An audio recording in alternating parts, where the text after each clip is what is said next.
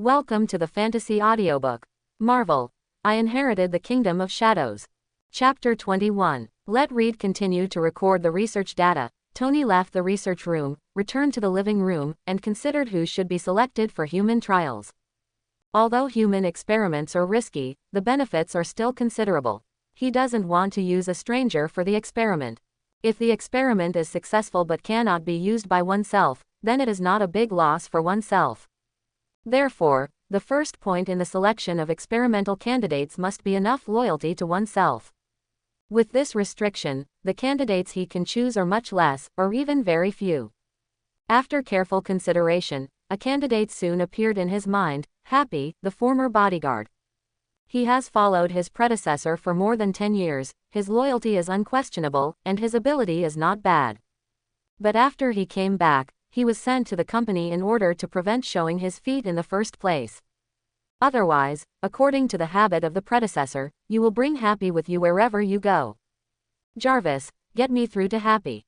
Okay, sir. Jarvis' voice was as flat as ever. Hello, boss. Harpy's voice sounded. Come to the villa, I have something for you to do. Okay, boss, I'll come right away. Happy said excitedly.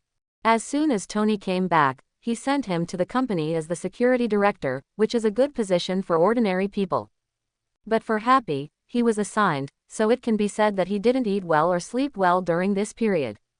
Received a call from Tony again today, and he, who had been depressed for a long time, seemed to have been injected with chicken blood, and instantly revived with full blood.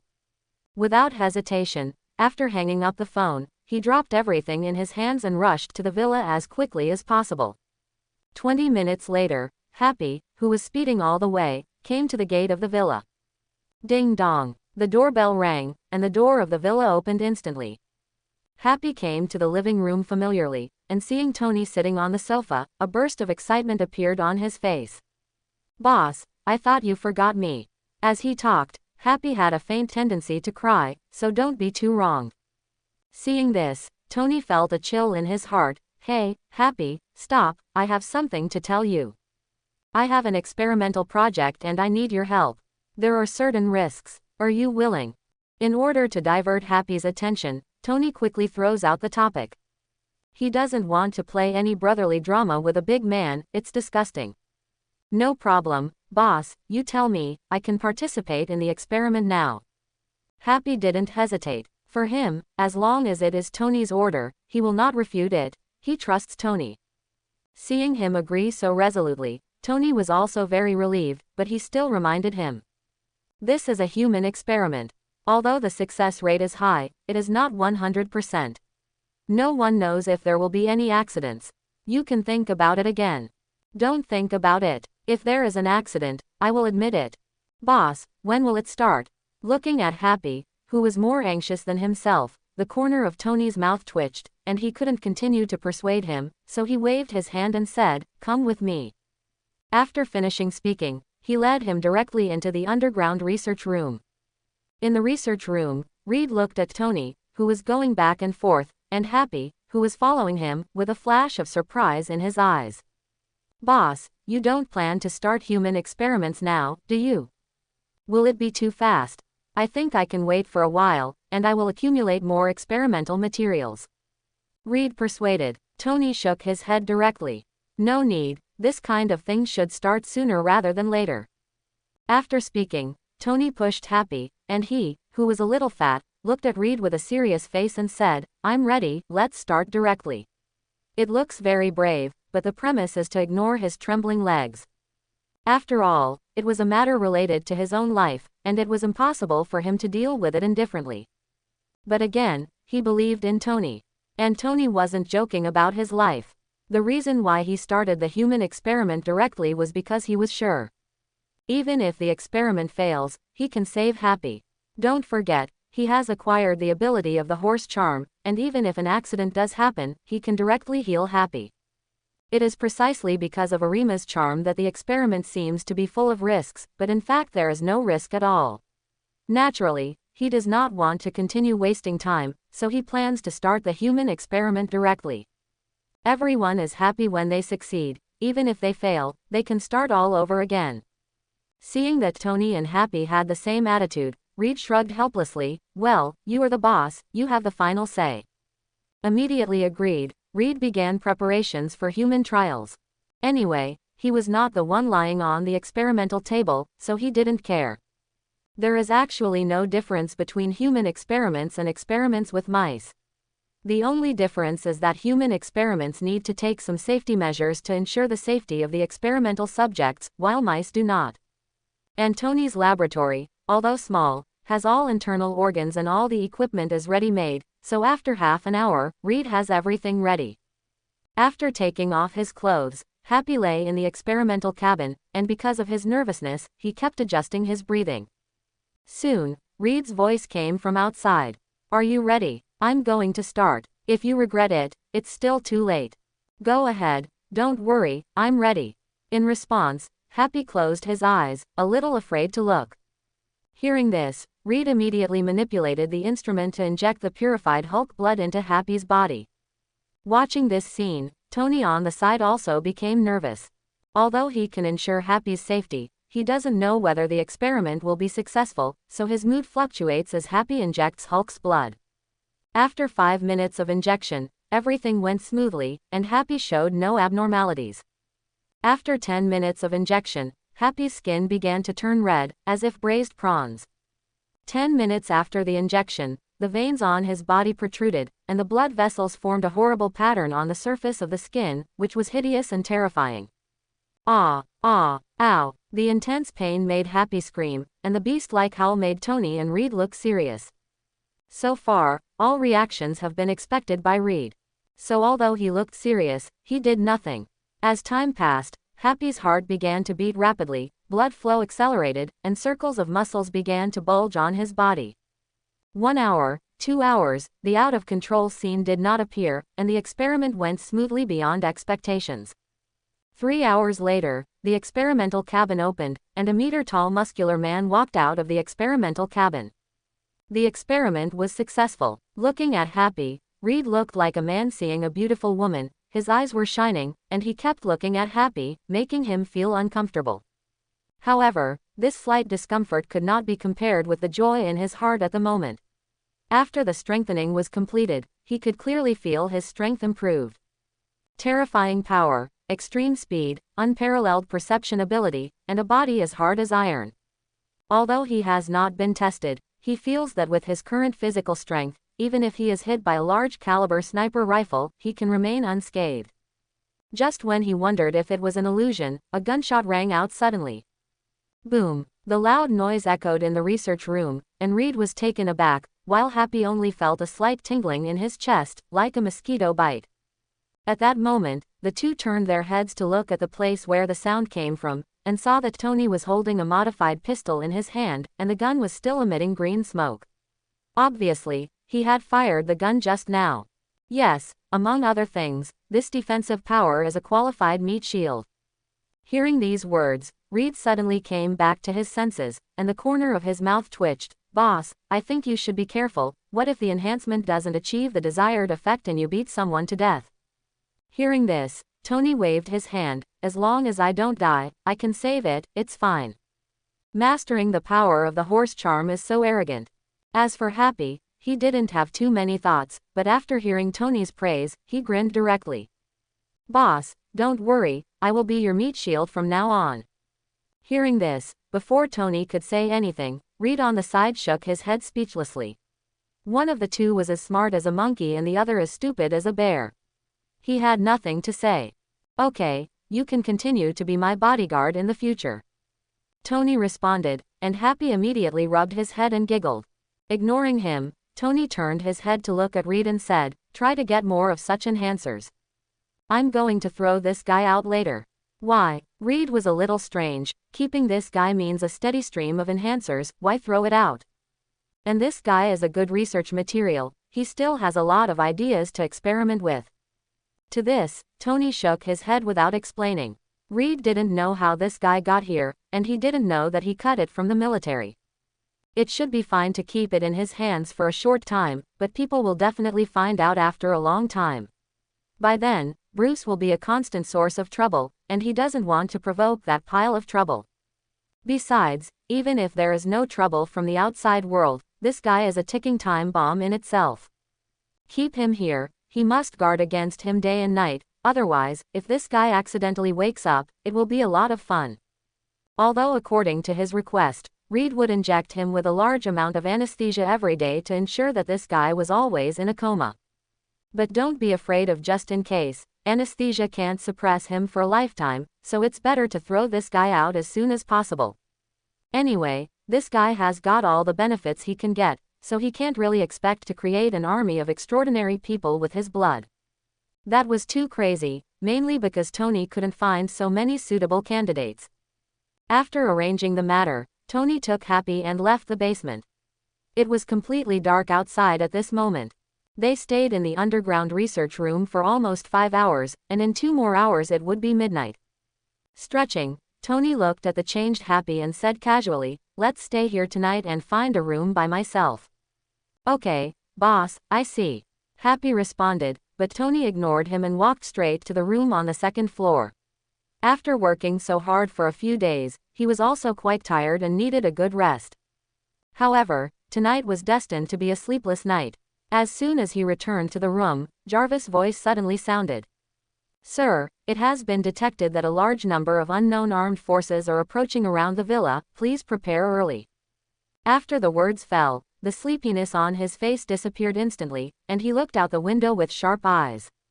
But under the cover of night, he saw nothing. "Call out the monitoring around the villa and project it on the wall." After saying that, Jarvis immediately projected the surveillance scene outside. In the picture, a large number of militants dressed in black are rapidly approaching the villa. All of them are fully equipped and armed with guns, which can be said to be armed to the teeth. Looking at them, Tony frowned instantly, guessing the identities of these people. The 10 Rings Gang. Impossible. Looking at their equipment, they are all the most advanced weapons and equipment in the world, and the 10 Rings Gang does not have these things. Except for the 10 Commandments Gang, he didn't offend any forces when he returned to Niayu. Is it him? Suddenly Bruce's figure flashed in Tony's mind. If you want to say what the biggest trouble around you is, Bruce is undoubtedly the first. Although I was in an alley when I took him away, I was sure there was no surveillance around. But if you have the heart, you can still find yourself taking Bruce away. After all, the direction where Bruce disappeared happened to be where he appeared. No matter how you look at it, it was a coincidence. But according to his calculations, even if the military could notice him, it would definitely not be now. Therefore, someone must have seen him taking Bruce away, so they came to him so quickly. And the one who can notice this at the first time must be the forces that have been monitoring their own. There are not many forces in the whole girl who can monitor their actions at any time. The gold counts as 1, and the military counts as 1, but neither of them has any reason to monitor themselves. In addition to these 2 major forces, there is one left, S.H.I.E.L.D. Thinking about Natasha who appeared in the company, I am afraid that S.H.I.E.L.D. has already started monitoring me after I returned to New York. Thinking of this, Tony immediately raised his eyebrows, not knowing where he was exposed. All of this is a long story, but in just a split second, Tony made a thread of everything in his mind. Although he has no evidence, he is 80.00% sure that those people outside are definitely from S.H.I.E.L.D., and there may even be people from the military involved. Go, kill them all. Indifferent words spit out from Tony's mouth. Although he guessed the identity of the person who came, he didn't mean to show any mercy. When I first crossed, I was not strong enough, so I wanted to hide myself. But now, I want people in strength, and there is a giant Stark Industries standing behind me. If anyone wants to make trouble for me, I will knock off his claws first. Not to mention that the current shield is not the shield that will cover the sky with one hand in the future. Since they dare to hit their own ideas, don't blame yourself for being cruel. Tony's voice fell, and suddenly, a black shadow flowed on the ground, rushing towards the outside of the villa. Jill is a 6th-level agent of S.H.I.E.L.D., an elite among the elite. He has carried out many missions to assassinate the political leaders of enemy countries without missing a single one. Now he is only 1 level away from the top 7th-level agent of S.H.I.E.L.D. Therefore, after the task was issued by the higher authorities, he took the initiative to apply for this operation in order to accumulate more credit and be promoted to the top level faster. Although the target they wanted to arrest this time was Tony, who was well known in New York, he wasn't worried at all.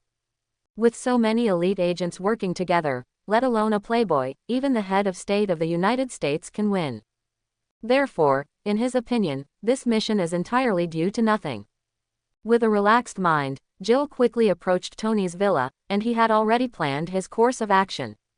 Later, I broke the window and entered directly. Let me say again, you were arrested, it must be very touching. Thinking this way in his heart, the corners of his mouth turned up slightly, as if he had already seen meritorious service waving to him.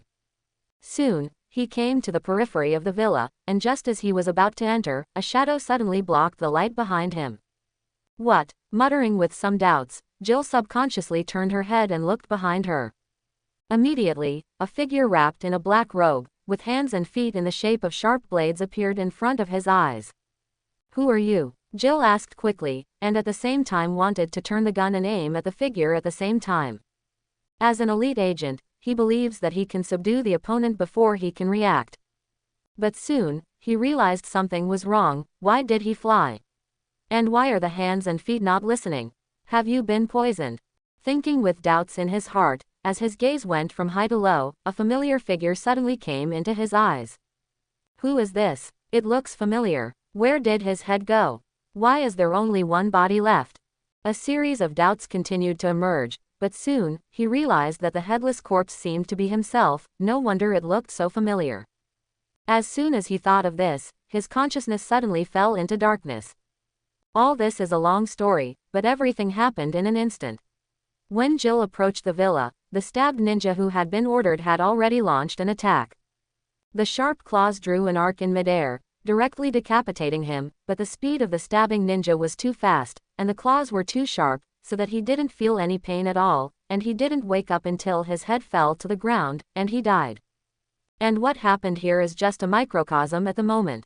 With the attack of the Thornblade Corps, more than half of the members of S.H.I.E.L.D. have been destroyed before they approached the villa. The elusive Thornblade Legion has brought the skill of assassination to the extreme. Most of the agents of S.H.I.E.L.D. did not even have time to react, and they were already dead. However, elites are elites after all. After the number of people was reduced by more than half, the agents of S.H.I.E.L.D. also responded one after another. At that moment, one by one no longer cared about hiding their whereabouts, and they all opened their mouths to remind the people around them. After being reminded, the assassination difficulty of the Thornblade Legion has been greatly increased.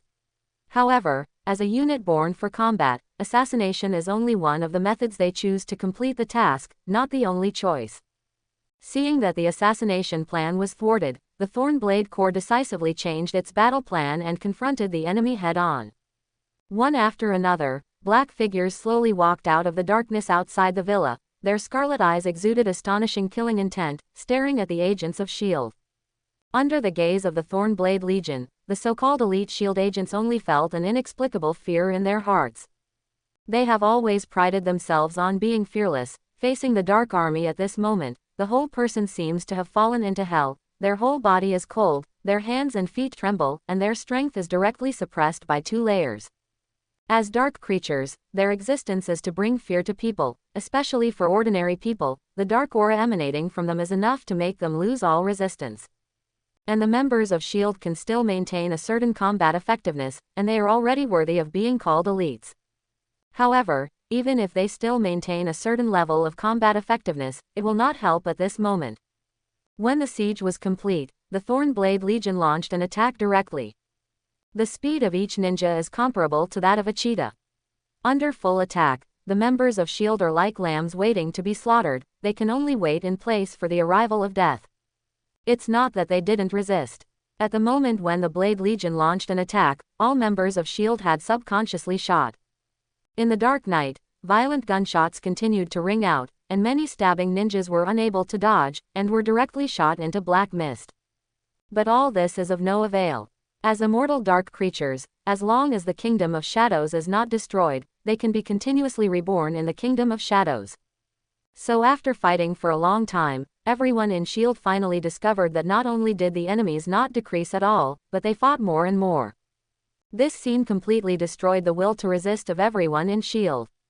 The originally dense gunfire quickly became sparse, and many people began to look for opportunities to escape. After all, work belongs to the public, and life belongs to oneself. Except for a small number of people, more people care more about their own lives. Therefore, after discovering that they could not eliminate the Jblade ninja at all, a large number of people chose to escape. And they, who were already weak in resistance, followed this part of the people to give up resistance, and completely walked into the abyss of despair. The SHIELD agents who stood firm were all decapitated one after another. Those who took the opportunity to escape were also hunted down one by the bayonet army. Soon, the periphery of Tony's villa became a bloody slaughterhouse, filled with blood and flesh. The strong smell of blood filled the air, making people want to vomit.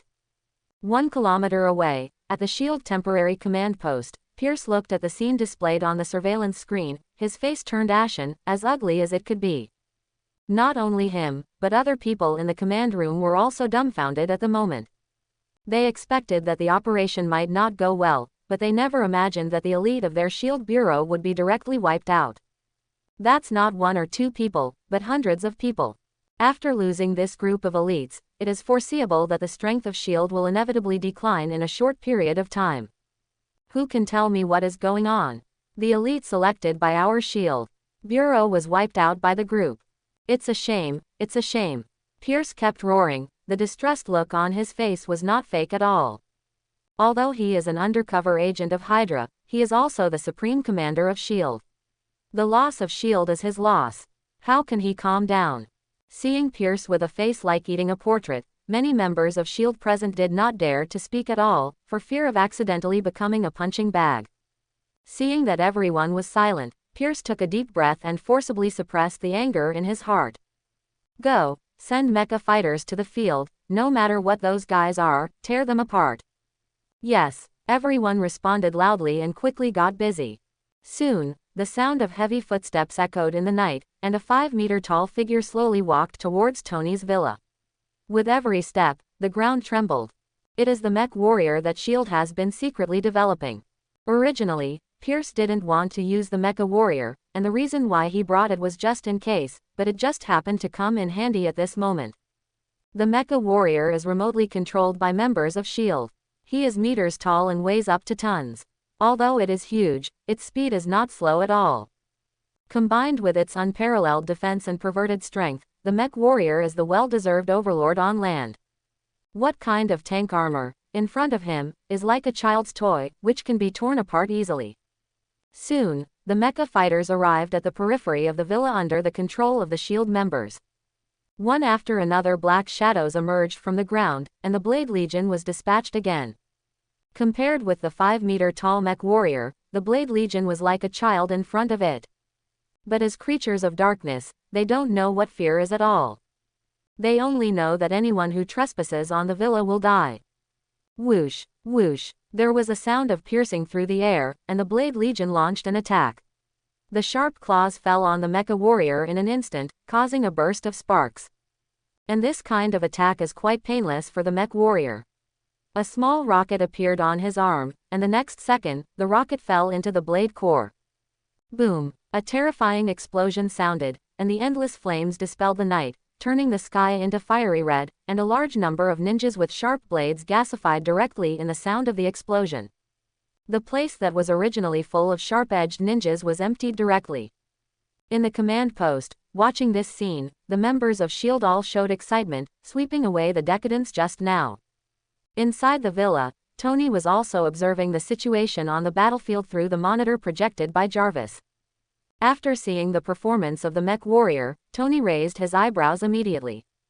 Interesting. It seems that SHIELD is still a little level, and it has developed such a weapon of war. I just don't know who is stronger, this mech or Harpy. While muttering in his heart, a playful smile appeared on the corner of Tony's mouth. Happy. Boss, I'm here, what's wrong? A sound of footsteps came from outside the door, and soon, Harpy's tall figure appeared in the room. Due to the good sound insulation of the villa, even though the sky has been overturned outside, there is no movement in the villa, so Happy is still ignorant of the situation outside. Come and see, I want you to fight this iron lump one-on-one, what do you think? Tony opened his mouth as he reached out to let him in. And Happy, who entered the room, also saw the projection on the wall. "No problem, boss, leave it to me, and I'll tear him down now."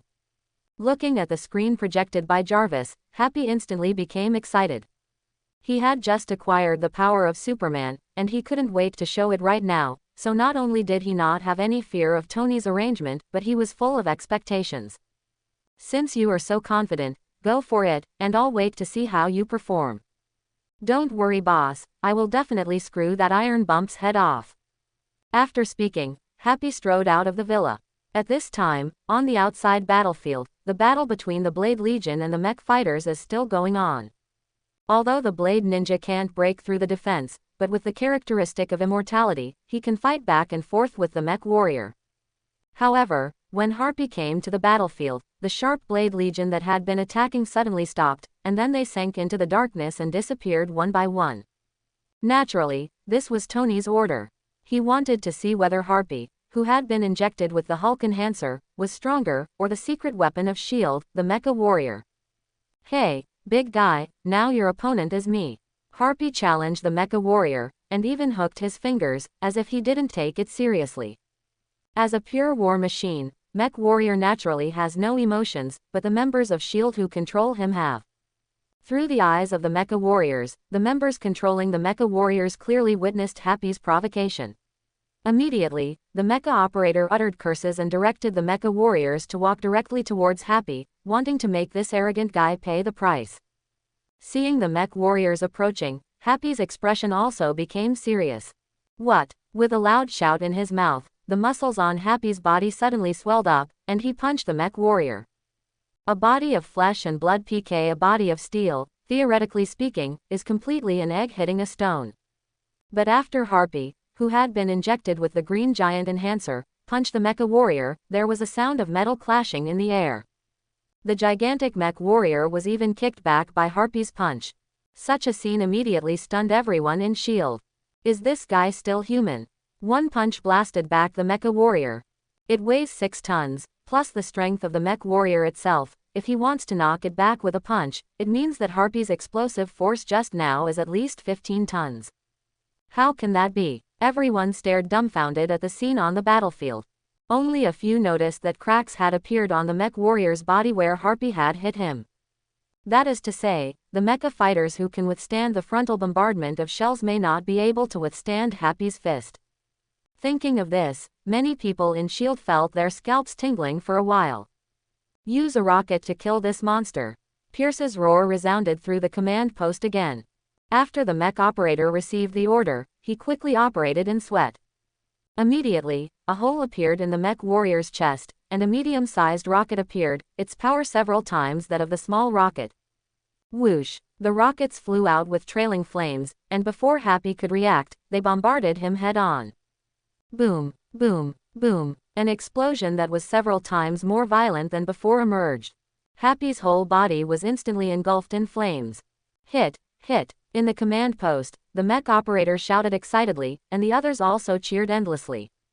But soon, everyone's cheers stopped abruptly, and a dark figure slowly walked out of the flames, standing firmly on the spot. Watching this scene, a fear instantly appeared in the hearts of all members of S.H.I.E.L.D. Is this guy really human? Happy stepped out of the flames with firm steps and excited eyes. Suddenly a smile appeared on his face, and his big white teeth were directly exposed in the air, which was extremely conspicuous. Enough, come again. After finishing speaking, Happy rushed towards the Mecha Warrior, and the roar sounded again. Excited, Happy waved his fist to blast the Mecha Warrior. Under the blessing of his terrifying strange power, the shell of the Mecha Warrior changed for a while, and soon became bumpy, giving people a feeling that it might fall apart at any time. In the command post, a depressive atmosphere enveloped everyone present at the moment. Everyone looked at the mecha fighter who was hammered by Happy in the picture, and couldn't help being a little terrified, for fear that the mecha fighter would fall apart in the next moment. What should I do now? Pierce's voice sounded, pulling everyone's attention away from the screen. Hearing this, everyone was speechless for a while. They didn't know what to do anymore. They even used their secret weapons, and as a result they couldn't even get close to other people's villas. What can they do? they can't let them carry guns on their own. Thinking about the scene where the mecha warrior was blasted, everyone shuddered involuntarily. At the same time, he made up his mind that he would never take half a step near that villa. Seeing that everyone was dumb, Pierce was rarely angry. After all, even he was a little scared, let alone these people. However, the action has already begun, and it must not end in an anticlimactic manner. Therefore, after scanning the crowd, Pierce quickly focused on Nick Fury. "Nick, do you have any ideas?" Pierce called the name directly, and Nick was a little surprised when he was called, but he didn't have the fear of others. Therefore, after reacting, Nick quickly sorted out his thoughts and said, "I think we have made a mistake. The target of our action this time is Tony and the Bruce he took away, not with that stupid big guy. Since the mech warrior can't break through the blockade of the big fool, then let him entangle the big fool. We sneaked into the villa from another place and arrested Tony. According to intelligence, that big stupid man is Tony's personal bodyguard. Now that he is here, it means that the security force around Tony is very weak, as long as we act fast enough. After taking Tony down, this big fool can only raise his hand and surrender." Listening to Nick's analysis, everyone present couldn't help but nodded, but Pierce frowned at this moment. Don't forget the group of monsters just now. Even without the protection of that stupid big man, there are still those group of elusive monsters. Hearing this, Nick smiled confidently. Of course I haven't forgotten their existence. But through the observation just now, I found that although the strength of those monsters is very strong, their defense is also very weak. It will also disappear after hitting the vital point. As long as we prepare ahead of time and don't get caught off guard, it's not difficult to deal with them." Hearing this, Pierce pondered for a while, and finally nodded. "You are right. If this is the case, then you choose a group of elite and military personnel to sneak in together. I'm here to help you get your attention." Pierce approved of Nick's plan, and dropped the task to him by the way. Immediately, the corner of Nick's mouth twitched, and his gaze towards Pierce became a bit resentful. "Don't look at what he said just now, but it's just talk on paper. No one knows whether Tony is hiding any killer tricks. Just like Harpy, according to the data, he is just an ordinary bodyguard, but looking at the scene where he is now pressing the mecha warrior to the ground and hammering it, it does not fit the word ordinary. Director, I think we can discuss the candidate for action again." Nick also tried to salvage it. But before he finished speaking, Pierce had already turned his head to look at the screen, as if I didn't listen. Seeing this, Nick sighed helplessly, and could only leave the command post to select operatives. And just after Nick left, Pierce also edited a text message on his mobile phone and sent it out. There is an old saying in China that the mantis catches the cicada, and the oriole follows. And he is going to make this oriole today. Let Nick lead the joint military to explore the way first, and then arrange people to follow them and prepare to pick peaches. The plan is perfect, now it's up to the implementation. At the gate of Tony's villa, the hand-to-hand fight between Happy and the mecha warrior is still going on, but with the previous lesson, whenever Happy sees an opening on the mecha warrior, he quickly dodges. Although he can resist shells, he is not in the habit of being bombed. On the other side, after selecting a team of elite members, Nick quickly sneaked in from behind the villa with the elite team sent by General Ross. Speaking of this, I have to talk about the layout of Tony's villa. His villa is completely built on the edge of the cliff, the gate faces the land, and the balcony faces the sea. Therefore, when the predecessor installed the surveillance system, it did not consider the place facing the sea at all. After all, there is a cliff tens of meters high below, and no one can climb up from under the cliff. Therefore, this place has also become a monitoring blind spot, and Jarvis can't detect it at all. Nick, who had carefully studied the layout of the villa, naturally noticed this monitoring blind spot. So, directly choose this as a dive point. Of course, he didn't want to climb the cliff blindly, so he mobilized a silent helicopter for this. A group of people sat on the helicopter, circled around and arrived at the balcony of Tony's villa, and landed on the balcony through the downhill rope. And Tony, who was watching a play in the room on the second floor, didn't know that a group of uninvited guests had broken into his home. There was no movement. Nick and the others saw the heat source on the second floor through thermal imaging, so they went straight to the second floor. Just after they set foot on the second floor, Tony, who was watching Harpy fighting the mech fighters in the room, received a prompt from Jarvis. "Sir, there are guests in the villa. They're on the second floor now, and they'll be in your room right away." Hearing this, Tony was taken aback. "Where did they come in? You didn't even notice." According to the detection, they should have bypassed the surveillance area outside the villa and entered from the balcony. Just when one person and one intelligence are talking. Suddenly, there was a loud bang, and the door of the room was kicked open. Nick led 2 heavily armed squads to rush into the room quickly, and the muzzles of each swarthy gun aimed directly at all the vital points on his body. "Good evening, Mr. Tony, it's so hard to see you. Let me introduce myself. My name is Nick Fury, an old friend of your father's. Now we have a case that requires you to go back with us to investigate. Please don't make any dangerous moves, otherwise, they will shoot directly." Nick looked at Tony with a smile on his face. He didn't expect things to go so smoothly, and his tense mind couldn't help but relax. Seeing Nick's victorious posture, Tony frowned. "You are my father's friend. Then I really feel sad for him. There is such a friend as you, who broke into your friend's house in the middle of the night and pointed a gun at his friend's son. Is this how you treat your friends, Mr. Nick?" Tony hit Nick unceremoniously, and the smile on Nick's face disappeared immediately. "Perhaps you are right, but this is my job, please cooperate. Don't expect others to save you, now obediently follow me."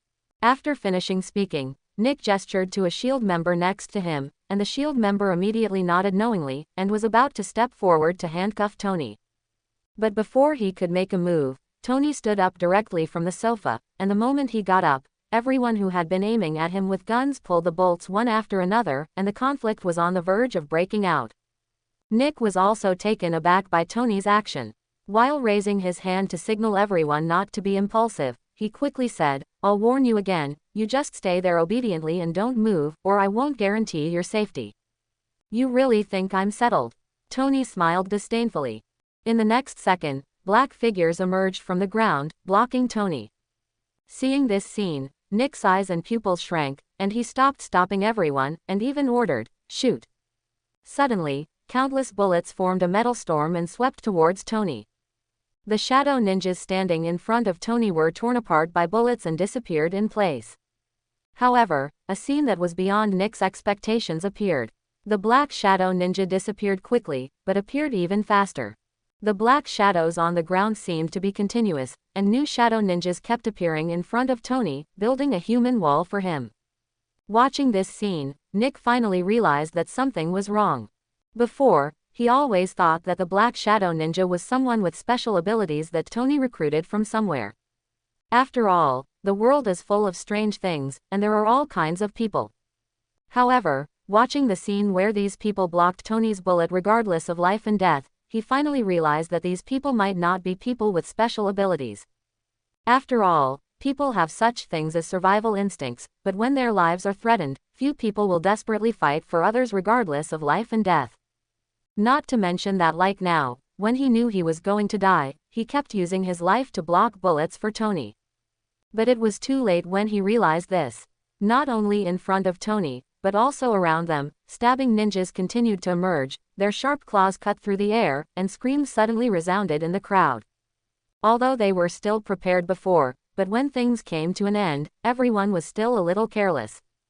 And just as the battle started in the room, a figure slowly walked into the underground laboratory.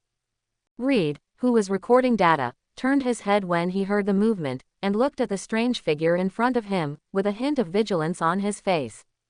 "Who are you?" The visitor ignored him, but looked at Bruce in the nutrition cabin. After confirming that he was the target of this trip, the visitor walked directly to the nutrition cabin. "Stop, don't move," Reed warned loudly, and took out a gun from nowhere. However, he obviously underestimated the horror of the visitor. Looking at him with a gun, the figure of the visitor flashed instantly, and appeared in front of Reed at a speed that was hard to catch with the naked eye, and punched him in the stomach. Immediately, Reed's figure was like a cannonball, and he was directly blasted out, smashing into a pile of experimental equipment. After finishing all this, the person turned around and opened the nutrition cabin, brought Bruce out of it, put it on his back, and walked outside.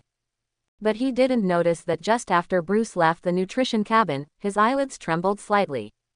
In order to keep Bruce in a deep sleep, in addition to the nutrient solution in the nutrition cabin, Tony also mixed a large amount of anesthetics to keep him in a deep sleep.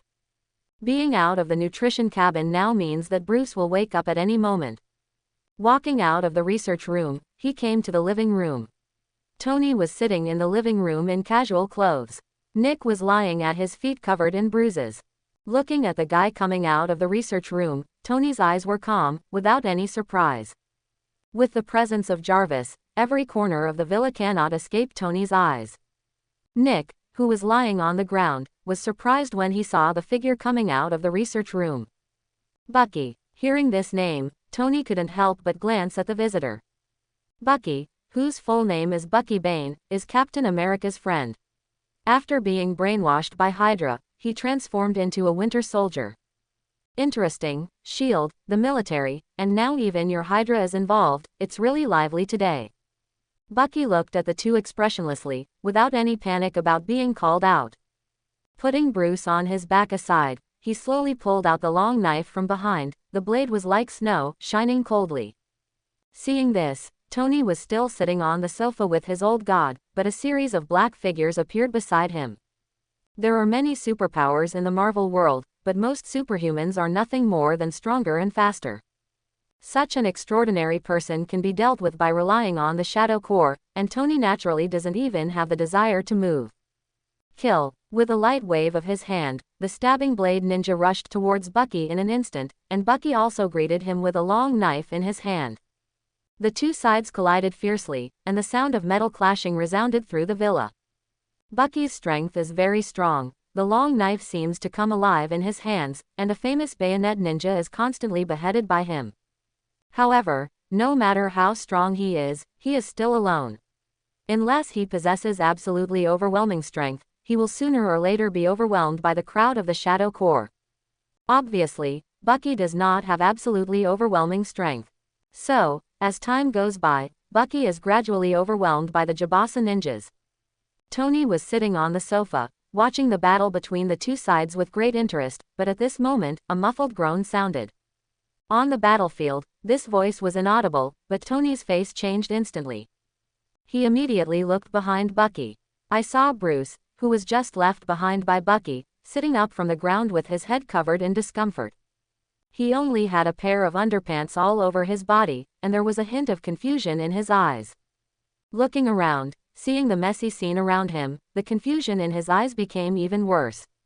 Soon, a sudden headache hit, and a series of memory fragments kept flashing in his mind. He has mutated himself, and is crazily destroying on the streets. I escaped from the encirclement and came to the alley.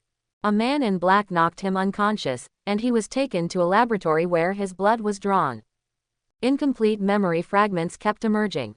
Although Bruce didn't know the details, he knew through the remaining memory fragments that he seemed to be an experimental subject and was put on the research table for experimentation. Suddenly, a wave of anger rose in his heart. He had done human experiments before, but he was the operator, not the experimental subject. But now, he has become an experimental subject, which is unbearable for a normal person, let alone him who has a problematic personality.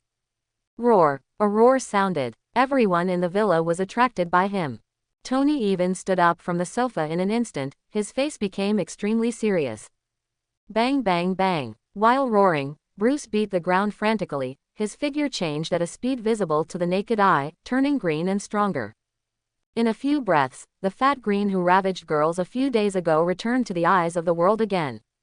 After the transformation, Bruce completely lost control, anger dominated his body, and he began to destroy everything in front of him. The first unlucky one was Bucky, who made him the closest to Lou Fatty. A fist that was bigger than a sandbag swung out quickly, and Bucky had no time to react, and was blown away by the punch.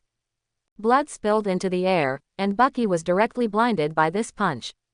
And the angry fat green, still walking non-stop at this moment, rushed directly to the stabbing Blade army. The terrifying power and absolute defense made the Blade Legion's crowd tactics a joke. I saw the green fat rampaging among the crowd of the Thorn Blade Legion, just like the Tyrannosaurus Rex rampant in the Cretaceous period, extremely arrogant and arrogant. Nick, who was lying at Tony's feet, watched this scene. The corners of his eyes kept twitching, and he swallowed subconsciously. He has seen many extraordinary people, but he has never seen such a powerful guy as Green and Fat, especially the arrogant arrogance that makes him tremble. Tony, who had been sitting on the sidelines, finally couldn't sit still at this moment. If he continued to watch, his villa would be ruined. He still quite likes the current style of the villa and doesn't want to rebuild it. Pong! A ball of raging flames instantly appeared in his hand. The flames burned out of thin air, and the surrounding space began to slightly distort under the burning of the raging flames. "Hey, Fatty!" Tony shouted loudly, instantly attracting Lou Fatty's attention.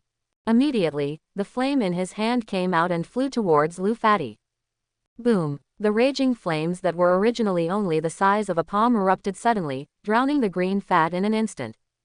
His terrifying defense became as fragile as paper under the flames, and it would break when it was burned.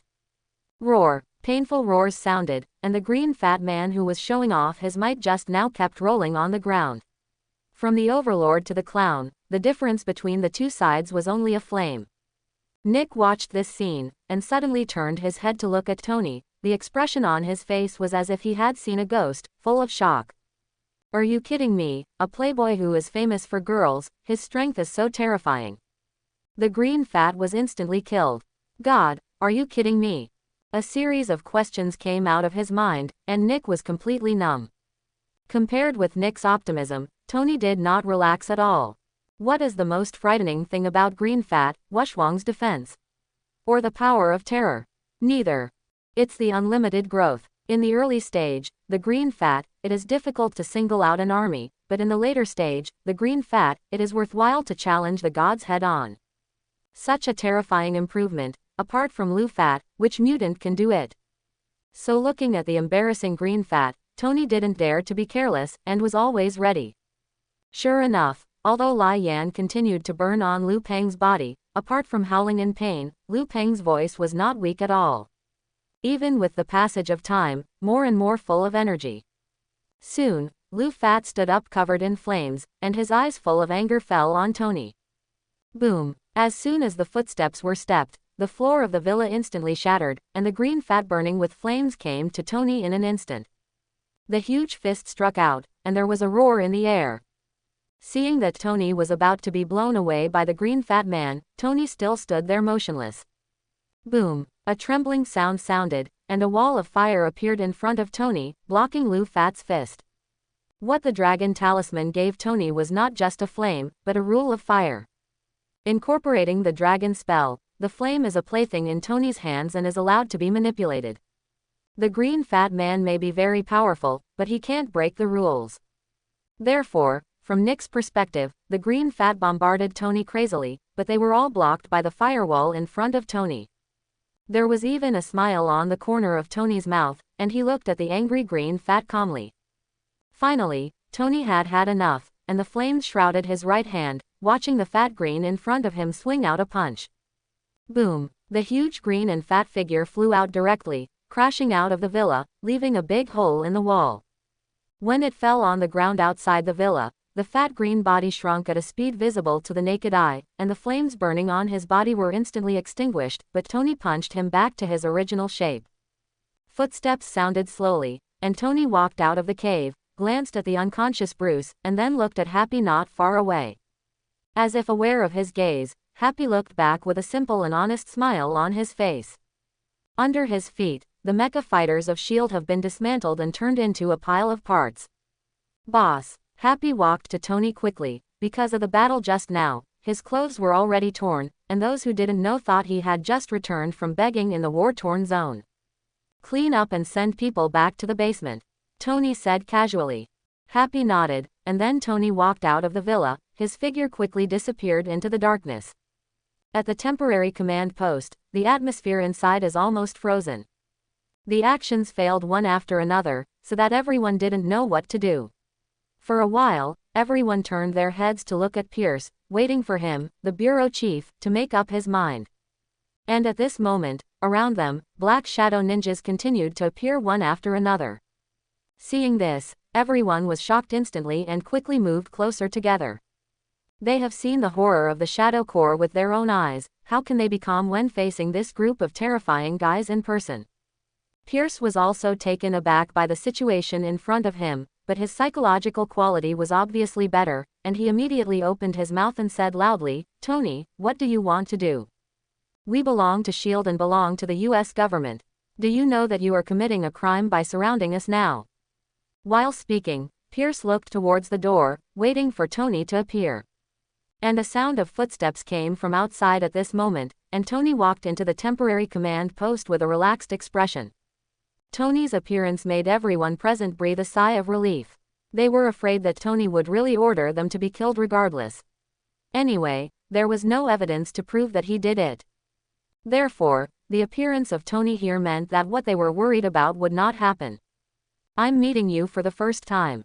I'm Alexander Pierce, director of S.H.I.E.L.D. Pierce tidied up his clothes, stepped forward to show his identity, and looking at his outstretched hand, Tony asked with a slight arc on his mouth, "You ordered them to come to my house to arrest people?" Hearing this, Pierce's eyelids twitched. Naturally, it was impossible to admit this, and he quickly said, "It's all a misunderstanding. We got news that the Green Devil is hiding here, so we summoned people to encircle and suppress it.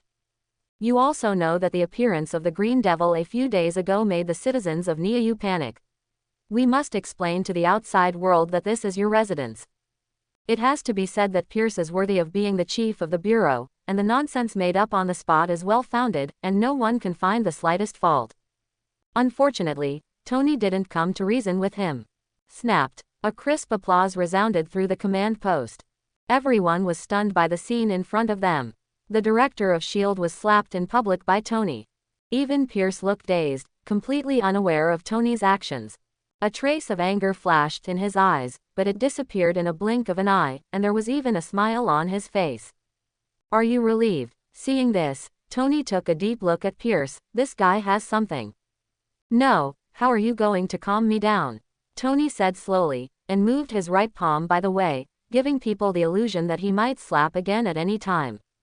Snapped. Loud applause sounded again. Don't get me wrong, it wasn't Tony who slapped him but Pierce himself. Such a scene not only dumbfounded everyone, but also stunned Tony. He realized that the guy in front of him was not simple, but he didn't expect that he could do something like this. "Now, are you relieved?" Pierce asked with a smile again. Tony didn't answer the question, but just looked at him with interest. "Interesting. But you know what? The more you do this, the more I want to kill you." Although a barking dog is irritating, the poisonous snake behind it is even more frightening. Hearing these words, Pierce couldn't help breathing a little more quickly, and he felt the killing intent emanating from Tony. But the more so, the less he dared to make other moves, so he could only continue to laugh. Mr. Tony was joking. Today's incident was originally the fault of our S.H.I.E.L.D. and you were implicated. Don't worry, all your losses will be compensated by me, and all subsequent troubles will be taken care of by S.H.I.E.L.D., and will not cause you any trouble. I also hope that you will hold your hand high and let us go. Pierce continued to confess, and the killing intent surging in Tony's heart couldn't help but subside. It's not that Tony planned to let this guy go, but his words moved Tony. Many people died tonight. If they don't deal with it, tomorrow will definitely be a huge trouble. Although Stark Industries behind Tony can also handle these troubles, it is very troublesome to consume human relationship. So Pierce promised to solve the trouble for Tony, and Tony was naturally happy. After a person has value, he has the qualification to live. Now, Pierce has won this qualification for himself. In addition to this reason, there is another reason why Tony let Pierce go. After all, he is also the director of S.H.I.E.L.D., a senior official of the United States, and a senior official of Hydra. It is not the time to kill him now. It seems that you are a person who is aware of current affairs, so tonight's affairs will be entrusted to you. I hope you can handle them well, otherwise. Tony didn't go on, but both parties knew what the consequences would be. At that moment, Pierce breathed a sigh of relief. After he relaxed, he realized that the shirt on his body had been soaked in cold sweat. Looking around at the S.H.I.E.L.D. staff in the command post, Tony turned and left. He came here just to beat S.H.I.E.L.D., but he didn't expect Pierce to be so knowledgeable about current affairs, and he was persuaded before he even made a move. Now that the matter is over, he will naturally not stay here. After he left, the Black Shadow ninjas who had surrounded everyone in S.H.I.E.L.D. also sank to the ground and disappeared. After the Black Shadow ninja disappeared, there was a series of panting sounds in the hall. Everyone looked at the door in fear, with palpitations in their eyes. Just now, all of them were about to lose their lives here. If Pierce hadn't relented in time, a few of them would have died. Thinking of this, everyone looked at Pierce with more respect. But at this moment, Pierce was not feeling well, it could even be said to be extremely uncomfortable. He is very clear that even though the current troubles are resolved, this is just the beginning, and the follow-up troubles will really break out after dawn. Attacking the head of a consortium is not so easy to end in this capitalistic country. But that's all for later things, it's more important to deal with the immediate things first. Thinking of this, Pierce quickly turned around and ordered, "Everyone, clean up the scene immediately and retreat. There are also traces of battle on the battlefield, all cleaned up for me." "Hurry up." "Yes, Chief," everyone responded loudly, and S.H.I.E.L.D. immediately started running at high speed. The wreckage of the mecha fighters was hauled away, the bombed-out scenes were cleaned up, and the damaged lawns were covered with new ones. Even the large hole that appeared in Tony's villa is being quickly repaired. The night passed quickly, and when Tony walked out of the guest room the next day, everything in the villa returned to its original state. All traces of last night's battle were removed, and the big hole in the wall was restored to its original state. What's more exaggerated is that even the destroyed furnishings in the room were restored to their original state. If Tony hadn't clearly remembered the battle that took place in the villa last night, he would have thought everything last night was just a dream. For this reason, Tony couldn't help silently giving S.H.I.E.L.D. a thumbs up. Although the strength is a bit weak, the efficiency is still quite high. He went to the kitchen to make a glass of milk and made a sandwich. Tony sat on the sofa and enjoyed his breakfast. But at this moment, Jarvis' voice suddenly sounded. "Sir, I think you seem to have forgotten something." "Forgot what?" "Mr. Reed is still lying in the basement research room." After the words fell, Tony stopped eating, and a trace of embarrassment appeared on his face. There were too many things last night, and Tony subconsciously forgot about Reed, who had been staying in the underground research room. With a sandwich in his mouth, Tony walked towards the research room. Entering it, a messy scene appeared in front of Tony's eyes. This place was obviously not accessible to people from S.H.I.E.L.D., so no one cleaned it up. Glancing at the messy research room, Tony didn't find Reed, but saw Bruce, who was still sleeping in the nutrition cabin. "Jarvis, where is Reed?" "Under the laboratory equipment near your left."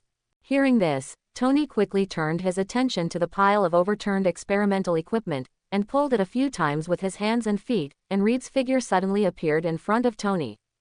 He was lying on the ground with a pale face, and his breathing was extremely weak. If Tony could still feel his heart beating vaguely, he almost thought that Reed had become a dead man. After receiving Bucky's punch, Reed, who is an ordinary person, was almost pierced directly. He was able to withstand the serious injury for a night, and he was considered to be in good physical condition. In this case, if it is sent to the hospital, the doctor will definitely issue a death notice directly. Fortunately, Tony has already drawn the horse charm, otherwise, facing this situation, he would really be blinded. A burst of white light emerged from his hand. Soon, Reed's whole body was shrouded in white light, and all the wounds on his body began to heal at a speed visible to the naked eye.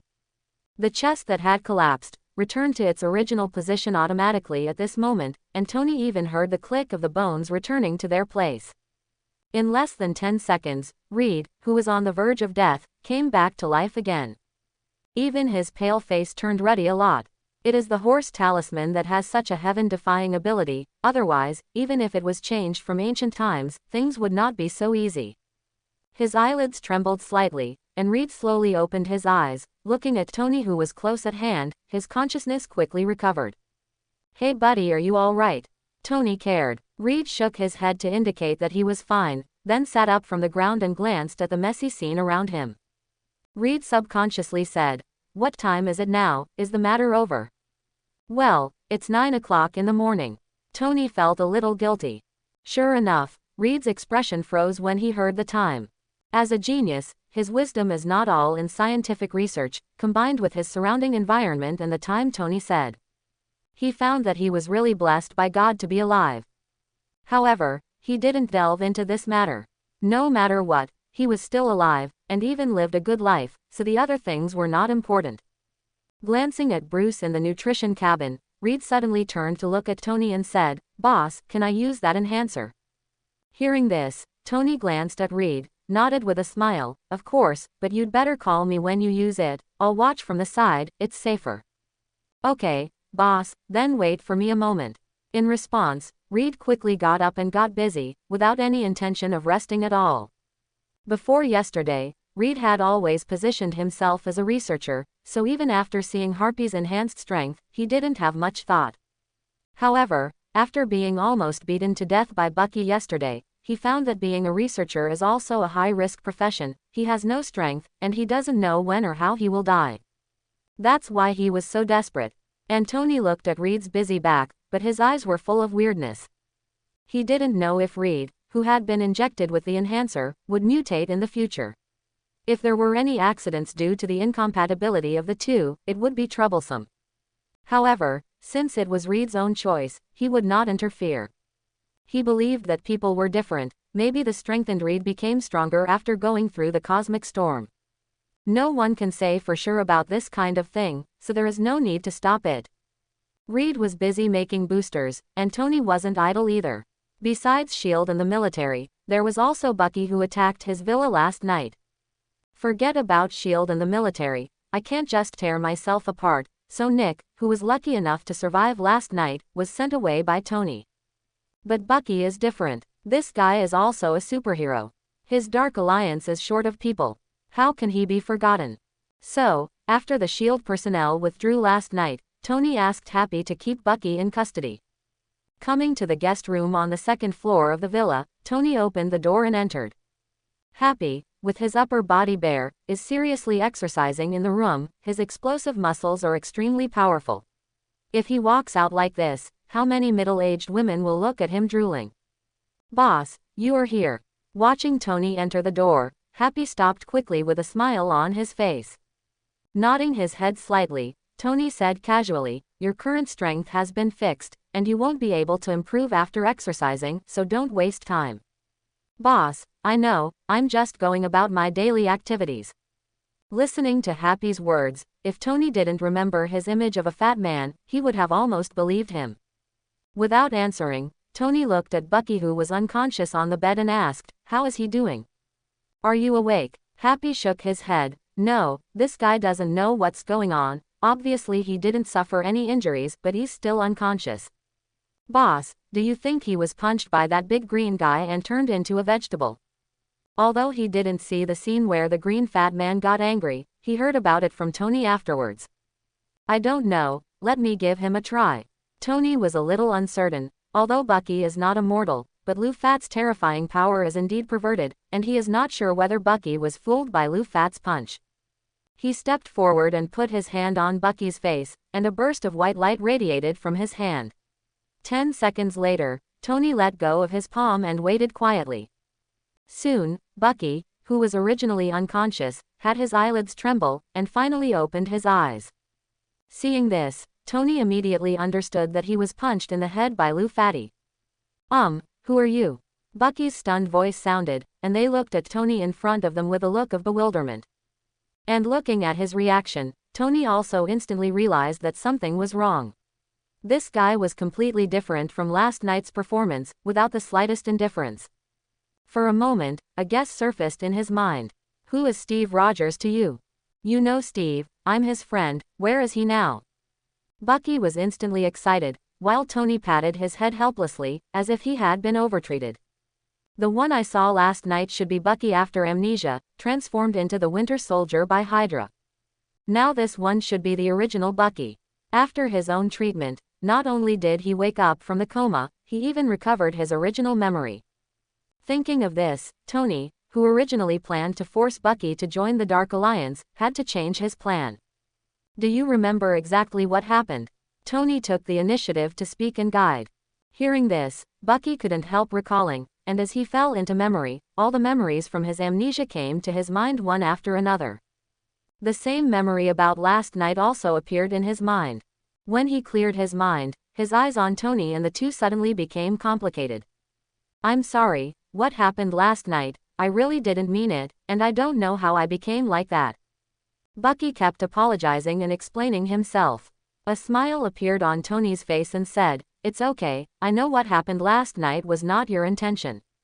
With forgiveness, Bucky seemed to feel better. By the way, I shot someone flying in the laboratory last night, is he okay? It's okay, he has been rescued by me. Besides, you were also saved by me. Tony waved his hand indifferently, and said by the way that he saved him. He is not a bad person, he does not ask for anything in return for saving people, in contrast, he is more willing to return favors. After all, it is a fact that he saved him, and he should repay him. When he heard that Tony saved him, Bucky became even more embarrassed. So you saved me, thank you, but I have nothing to thank you for, or I'll do something for you. Of course, you can't break the law. It can be seen that Bucky, who has recovered his memory, has become a good person. But good people are good, he likes good people the most. With a smile on the corner of his mouth, Tony said, "What a coincidence, I just need your help with something. I created an alliance of light to help others, but because the alliance was first established, there is a shortage of manpower now. I think you are quite suitable, otherwise, you can join my League of Light. That's how you repay me, how about it?" Tony abducted Bucky just like abducting a child. Although Bucky felt that something was inappropriate, but because he had just recovered his memory, his head was rather confused, and since Tony was his savior, he should repay him. Therefore, after thinking for a while, he nodded immediately. In that case, well, I'll join. After the words fell, Tony smiled, and the smile on his face was extremely bright. Because a system notification sounded in his ears, ding, the Dark Alliance has added a new member, Bucky the Winter Soldier, and the rewards have been distributed. Name: Tony Stark. Gender: male. Identity: heir of the Shadow Kingdom. Abilities: Horse Charm, Dragon Charm, Shadow Ninja Mastery, Black Shadow Thorn Blade Mastery, Black Knight Bat Mastery.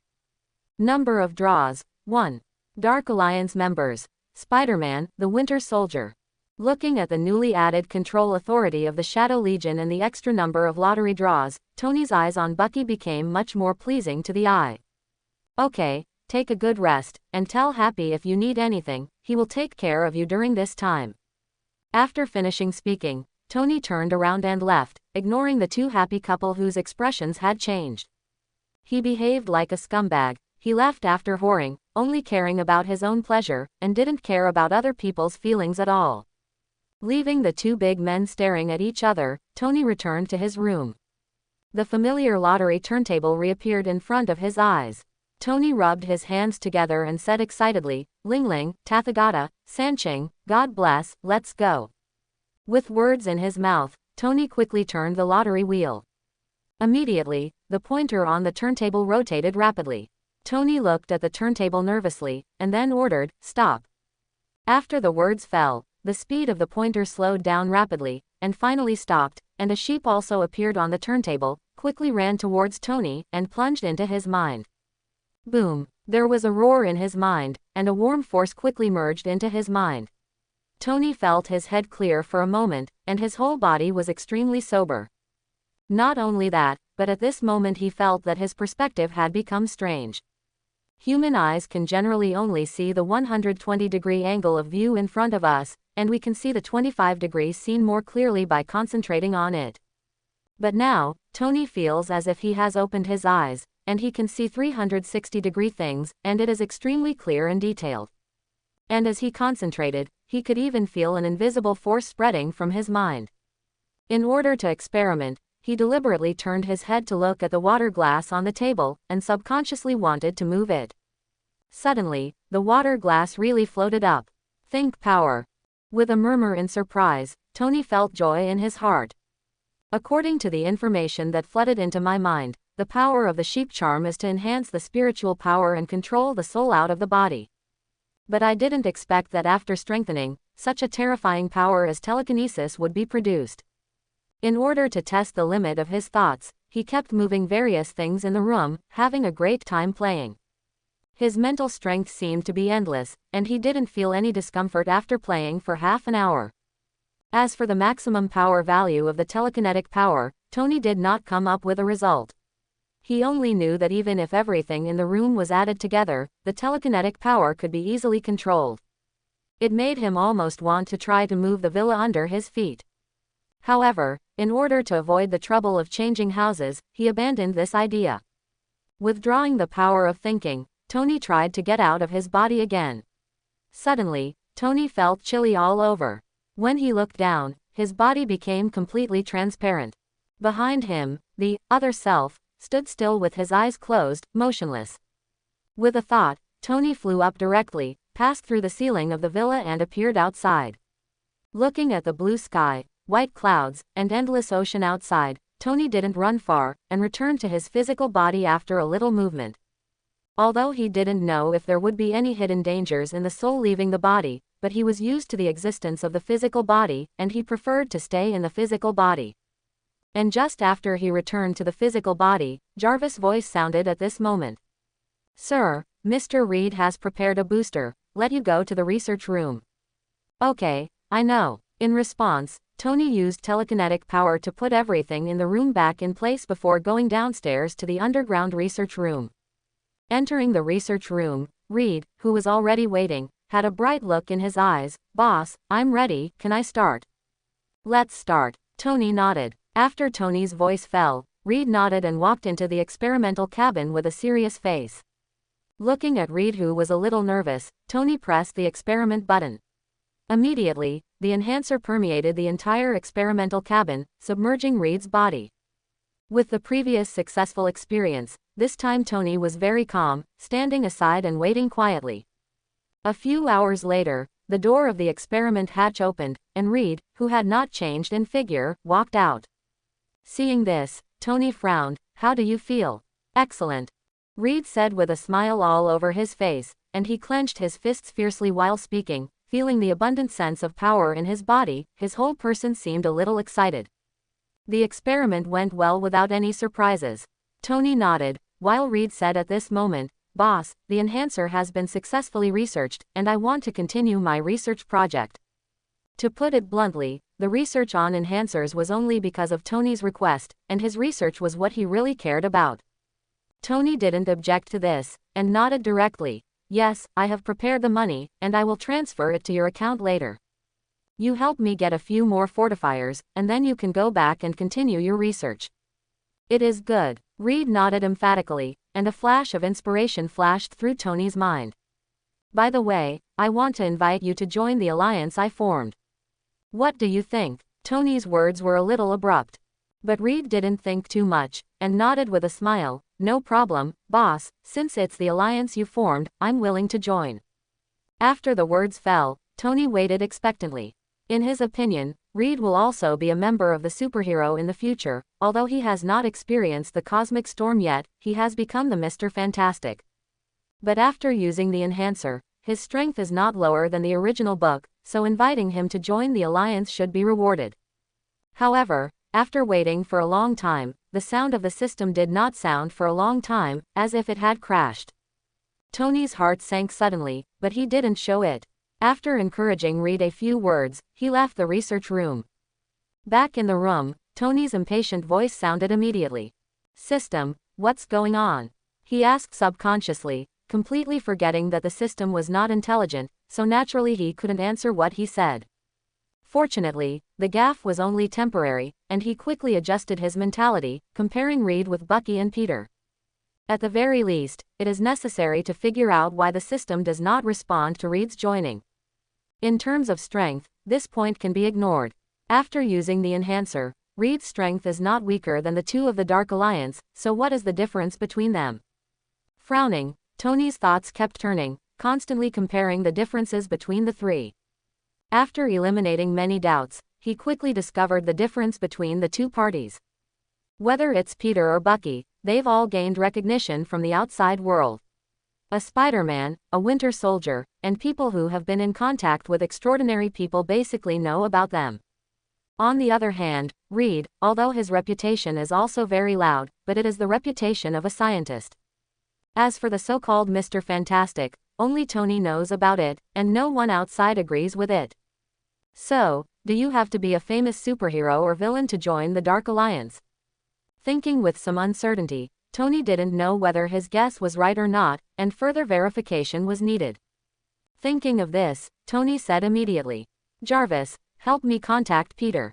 "Okay, sir." Soon, Peter's phone was connected, and Tony's calm voice sounded in the room. "How did the task go?" On the other end of the phone, Peter listened to Tony's words. A trace of embarrassment flashed across his face. "Also, it will take some time. He got a part of the command of the Shadow Corps, and he was a little carried away, and he hadn't had time to find trouble with Norman." Now being questioned by Tony, I panicked. And listening to Peter's answer, Tony couldn't help but a look of speechlessness flashed across his face. It's been a few days, and it hasn't been settled, so he doesn't know what to say. At that moment, Tony's tone became severe. "Tonight, I want to see Norman, that's all." After speaking, Tony hung up the phone directly without giving Peter a chance to refuse. Slowly exhaling a breath of foul air, temporarily putting the matter behind him, Tony changed his clothes and left the villa. Driving the sports car, galloping all the way, soon, he came to the Stark Industrial Building. As he walked into the company, people kept saying hello to him along the way. In this regard, Tony nodded at him, and then walked past the crowd with a calm face. Taking the exclusive elevator to the office, Natasha, who got the news, also walked in. "Mr. Tony, long time no see, coffee or red wine?" "Bring me a cup of tea." While taking off his suit jacket and throwing it on the sofa, Tony said casually. Natasha was slightly taken aback when she heard this, but quickly nodded, "Okay, sir." Soon, she returned to the office with a cup of green tea. Tony took a sip, and said in a flat voice, "Call Potts for me." "Okay, sir." Natasha turned and left again. Tony didn't have to wait too long, and soon, Potts, dressed in business attire, with black silk wrapped around his legs, and high heels, walked into the office. Not seen for a few days, Potts looked even more enticing. "Tony, what do you want from me? I still have a lot of documents waiting to be processed." Potts' tone was a little complaining, and he looked at Tony full of dissatisfaction. Tony is comfortable being the shopkeeper, but the group affairs still need to be handled by someone. As the president, Potts can only help Tony wipe his ass, so looking at Potts' gaze, Tony coughed slightly in embarrassment and then said, "Don't get excited, I'm delayed by something." "What can you do? Aren't you busy hooking up beauties again?" Potts complained, and his eyes became particularly resentful. Hearing this, the embarrassment on Tony's face became more and more intense. Fortunately, this time he had a legitimate reason, so he didn't panic at all. "I didn't hook up with a beautiful woman. I was attacked last night." He opened his mouth to tell what happened last night, and the expression on Potts' face changed instantly. "They are so bold, how dare they attack you? Just wait, I'll make them look good." After finishing speaking, Potts got up and left with a look of evil on her pretty face. Tony is her reverse scale, although she doesn't have a good attitude towards Tony, but if anyone hurts Tony, she dares to fight with her life. And Natasha, who had been standing aside all the time, also had an awkward expression on her face at the moment. She is a member of S.H.I.E.L.D., and she came here specially to get close to Tony and find out his secrets, but she didn't expect that S.H.I.E.L.D. had already made a move. If his identity is discovered, can he walk out of Stark Industries safely? Thinking of this, Natasha glanced at Tony with a guilty conscience, and happened to see Tony looking at her meaningfully, which surprised her. "Mr. Tony, it's nothing, I'm going out first." Natasha felt a little guilty from Tony's gaze, and wanted to leave here. Seeing this, Tony didn't speak, just reached out and pulled Natasha into his arms. "What?" With an exclamation in her mouth, Natasha was caught off guard. "Don't rush to leave, it's already here, how about playing a little game together?" With a smile on the corner of Tony's mouth, he said slowly. He had been ignoring her before, but now, since S.H.I.E.L.D. has taken action, he has to charge some interest, right? He's not someone who doesn't fight back when he suffers. Therefore, when he spoke, his palms had already started to swim. Feeling the changes in her body, Natasha's expression changed, and her face quickly turned rosy. "Mr. Tony, don't do this." Her tone seemed a little weak, with a hint of pleading in her expression. As the top agent of S.H.I.E.L.D., she naturally wouldn't be so weak, so the attitude she showed now, 3 points true, 7 points false, perfectly matched the role she was playing now.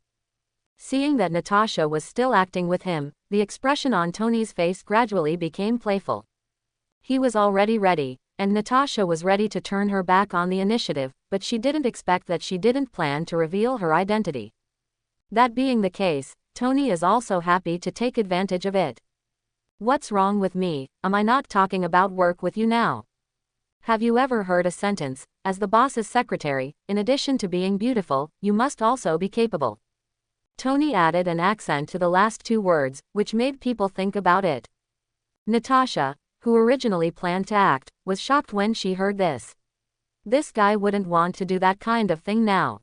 Thinking of this, she subconsciously wanted to get out of Tony's embrace, but just as she was exerting force, a stronger force came from Tony, tightly suppressing her figure, making her unable to resist at all. Mr. Tony. With an exclamation, Natasha felt that Tony's palm had reached into the jungle, and quickly covered the hem of the skirt with both hands. Do not do that, Natasha said with shame and indignation. Hearing this, Tony suddenly stopped what he was doing, and his face became indifferent. In that case, then go to the financial room to settle the settlement and leave. After the words fell, Natasha was stunned, looking at Tony with disbelief. Is this man a dog? If you say turn your back on it, turn your back on it. For a moment, she didn't know how to answer. But there is one thing, she must not be expelled. She came here with a mission, and she was expelled before the mission was completed. How could she be settled after returning? The thoughts in my mind turned quickly, and the outside world only passed for a moment. Seeing that Tony was about to withdraw his hand, Natasha couldn't help reaching out and pressing Tony's palm. Mr. Tony, don't do this. It was still the same words, but this time the tone was completely different. Looking at the submissive Natasha, Tony smiled again. 20 minutes later, Natasha came out of Tony's office covering her mouth. Not to mention, Natasha is really capable. After Natasha left, the refreshed Tony asked Jarvis to call Rhodes. Hey Tony, what can I do for you?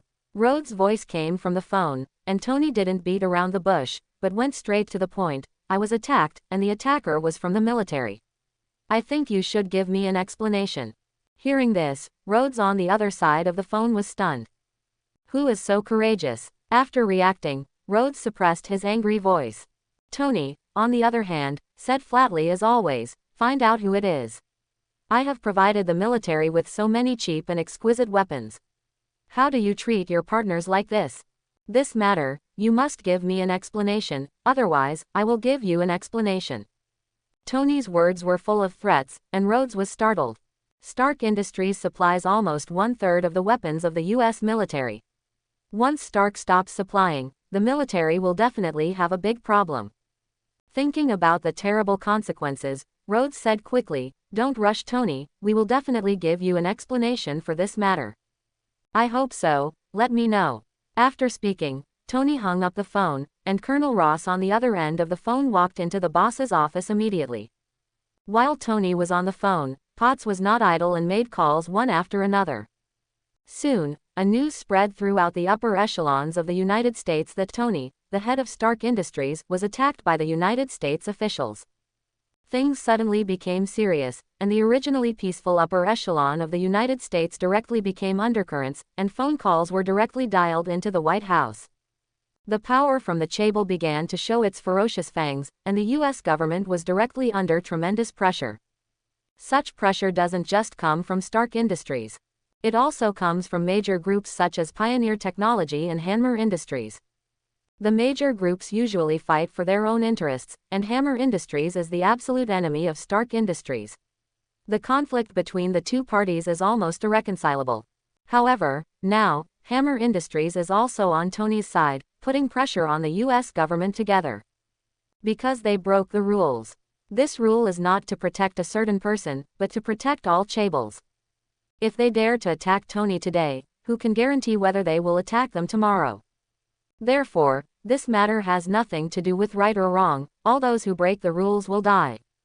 In the military area, General Ross's office, looking at the investigator standing in front of him, General Ross's expression was extremely ugly. He knew the terror of the Chable, so he just sent a team against Tony, and he didn't participate in it at all. He didn't even sign the action order, but he didn't expect to be implicated in himself. General Ross, please hand over work as soon as possible. After the investigator finished speaking, he saluted and turned to leave the office. General Ross sat slumped on the office chair, feeling a little lost.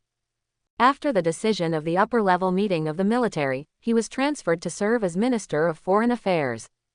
In terms of authority, he even got a promotion. But in terms of rights, he almost lost most of them. A foreign minister, a lieutenant general with real power, all fools know that is good. If possible, he would rather be downgraded and stay in the military than be a shitty foreign minister. But it's beyond his control. Being able to be transferred to the Ministry of Foreign Affairs is already the forces behind him trying their best to protect him. If he hadn't been too deeply involved in this matter, he might not even be the Minister of Foreign Affairs. Thinking of this, General Ross laughed at himself. The Chable. Compared with General Ross's sad exit, S.H.I.E.L.D. as the main culprit is even more miserable. All the high-level S.H.I.E.L.D. officers who participated in the attack on Tony were either dismissed and investigated, or arrested and imprisoned on the grounds of professional crimes. Even Alexander Pierce, director of S.H.I.E.L.D., was dismissed from his post as director of S.H.I.E.L.D., ending his political life. Inside S.H.I.E.L.D., after the government personnel read out the order, they quickly came up with another order. In order to ensure the continued operation of S.H.I.E.L.D., Nick Fury took over the post of director of S.H.I.E.L.D. after the decision of the upper management. After the words fell, everyone present turned their heads to look at Nick, their eyes filled with envy. In this incident, Nick was one of the few people who escaped by chance. Firstly, there were people above him, and secondly, it was impossible for the government to put everyone in S.H.I.E.L.D. in jail. So after friendly consultations, Nick escaped this purge, and even got a blessing in disguise and succeeded in taking up the post of director of S.H.I.E.L.D. Facing the congratulations from many colleagues, Nick nodded and responded one by one. Pierce, who had just been dismissed, looked at this scene with a frighteningly dark face. Humph! With a cold snort, Pierce turned and left, returning to his office. And not long after he entered the office, Heath suddenly opened the door and walked in. Heather said hello. Pierce took a deep breath, trying to force down the anger over his departure. Heath, I can no longer stay in S.H.I.E.L.D., and then you will be the supreme leader lurking in S.H.I.E.L.D. The S.H.I.E.L.D. has just been in chaos, and it is not suitable for too many actions. All members are ordered to enter a dormant state and wait for awakening. In the future, I will contact you through other means. Pierce explained the funeral, and Heath listened respectfully, nodding from time to time. Soon, after explaining everything, Pierce also packed his things, got up with the box in his arms, and planned to leave the office. Seeing this scene, the silent Heath finally said, "Boss, where are you going next?" Hearing this, Pierce shook his head helplessly. I plan to leave the United States directly. It's too dangerous for me to stay here without an official amulet. I've already booked a ticket, and I'll be leaving later. Facing his confidant, Pierce has almost nothing to hide. At the same time, his words were full of helplessness. My family knows my own affairs. When he was the chief, there were not a few people who offended him. What's more, he also planned to attack Tony. Based on his understanding of Tony, that guy is not a generous person. Therefore, it is best to leave New York directly, otherwise, he is afraid that he will not see the sun the next day. The subordinate will send you off, Heath said. Hearing this, Pierce hesitated for a moment, and finally nodded. All right. After speaking, the two left S.H.I.E.L.D. one after the other and drove to the airport. Along the way, Pierce closed his eyes and rested his mind. Heath drove the vehicle to the airport, but along the way, he would look at Pierce sitting in the back seat from time to time through the rearview mirror. As time passed, the two got closer and closer to the airport. Suddenly, there was a sound of cars outside the car window, and several black cars suddenly appeared, running side by side with Pierce's vehicle, and accelerated, blocking Pierce's way forward. Squeak! A sudden brake sounded, and Pierce's vehicle was forced to stop. Pierce in the back seat swayed and opened his eyes instantly. Looking at the scene outside the car, Pierce's calm expression turned gloomy in an instant. Soon, outside the car, Nick, who had just served as director of S.H.I.E.L.D., got out of the car with a group of S.H.I.E.L.D. members. Seeing this, Pierce felt even more disturbed. At the same time, his eyes were also looking at Hit in the driver's seat at this moment. Apart from him, he only told Hit about his going to the airport. It was obvious that someone had leaked the news that S.H.I.E.L.D. could catch up so quickly. "Why?" Pierce said in a deep voice, with a strong killing intent in his tone. He never thought that his confidant would betray him. "Boss, I didn't have a choice before, but now I want to be a good person." "Surrender," Hit said calmly. Pierce laughed out of anger. "Surrender? If I don't get rid of you as a traitor, I'm not willing to die." With an angry shout, Pierce reached into his arms and took out a gun. In this regard, Hit was already prepared, quickly opened the door, and rolled directly out of the vehicle. After losing his target, Pierce also opened the door and got out of the car without hesitation. Nick and the others who had already surrounded the car raised their guns when they saw this. "Pierce, something happened to you. Now I'm arresting you for espionage. Immediately put down your guns and stop meaningless resistance, otherwise I have the right to kill you on the spot." Nick warned loudly, and Hit took the opportunity to hide behind everyone in S.H.I.E.L.D. And looking at this scene, Pierce also knew that his situation was over, but surrender was absolutely impossible. "Hail Hydra!" Gao shouted Hydra's slogan. Pierce shot instantly, and the bullets immediately went towards Hit. As a traitor, Hit was the guy Pierce hated the most, so he ignored the others and pointed his gun directly at Hit. And when Pierce fired, everyone in S.H.I.E.L.D., who had already aimed at him, also fired one after another. For a while, there was loud gunfire. 10 seconds later, the gunfire on the highway stopped. Pierce, the former director of S.H.I.E.L.D., was finally shot dead on the road by members of S.H.I.E.L.D. Dense blood holes filled his body, making him look particularly creepy. Besides him, there was another dead person at the scene, Hit. He was pierced between the eyebrows by a bullet from Pierce, and his eyes were full of disbelief.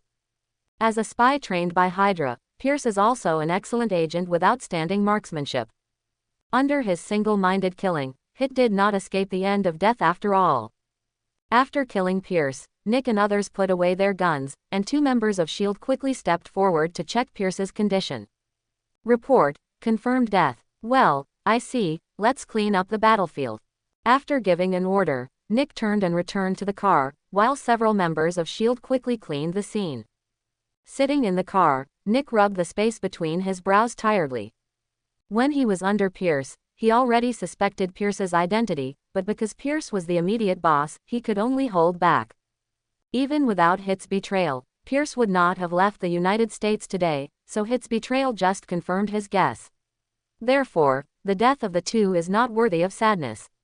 The only regret is that the 2 died too quickly and failed to dig out all the mice inside the S.H.I.E.L.D. Fortunately, all the high-level officials of Hydra have been eliminated, and the remaining small characters can no longer make trouble. Chapter 31. Thoughts flowed slowly in his mind. Nick quickly left Pierce and the others behind, and Tony appeared in his mind instead. This is also an unstable factor, especially the strength displayed by Tony makes him a headache. With the current strength of S.H.I.E.L.D., it is not enough to fight Tony. This is undoubtedly an uncomfortable thing for S.H.I.E.L.D. Although Tony's identity meant that he would not be as dangerous as Pierce, at least there was no need to worry about him assassinating high-level politicians or something. But as a factor of instability, S.H.I.E.L.D. must have the power to check and balance him, so it can't be left alone. Thinking silently in his heart, Nick let out a foul breath with a headache. And while he was thinking about Tony, on the other side, in Stark Industries, Tony was also listening to Happy's report. "So Pierce is dead." "Yes, boss, he was killed by the S.H.I.E.L.D. I saw it with my own eyes." "Well, I see, you go back first." Happy nodded, turned and walked out of the office. As Pierce had guessed, Tony had never been a magnanimous person. Pierce planned to attack him. How could he let him leave alive? If he is still the director of S.H.I.E.L.D., Tony has to worry about the reaction of the U.S. government. After all, the director of S.H.I.E.L.D. is also a high-ranking official. However, after getting the news of his dismissal, Tony immediately sent Harpy to follow Pierce and find a suitable opportunity to kill him. Unexpectedly, before he could do it himself, S.H.I.E.L.D. had already taken the initiative to solve him. This result is undoubtedly the best result for Tony. The enemy died, and I didn't have to dirty my hands. How nice. But Nick turned out to be the same as in the original book, which Tony didn't expect. He also thought that Nick might also be taken down this time. I don't want this guy to have something, not only escaped, but also promoted. I don't know if it was an accident or a revision of the world. Thinking silently, Tony quickly put away his thoughts and stopped thinking about these messy things. What happened now has nothing to do with him. S.H.I.E.L.D. and the military have already paid the price, and he wants to accept it as soon as he sees it.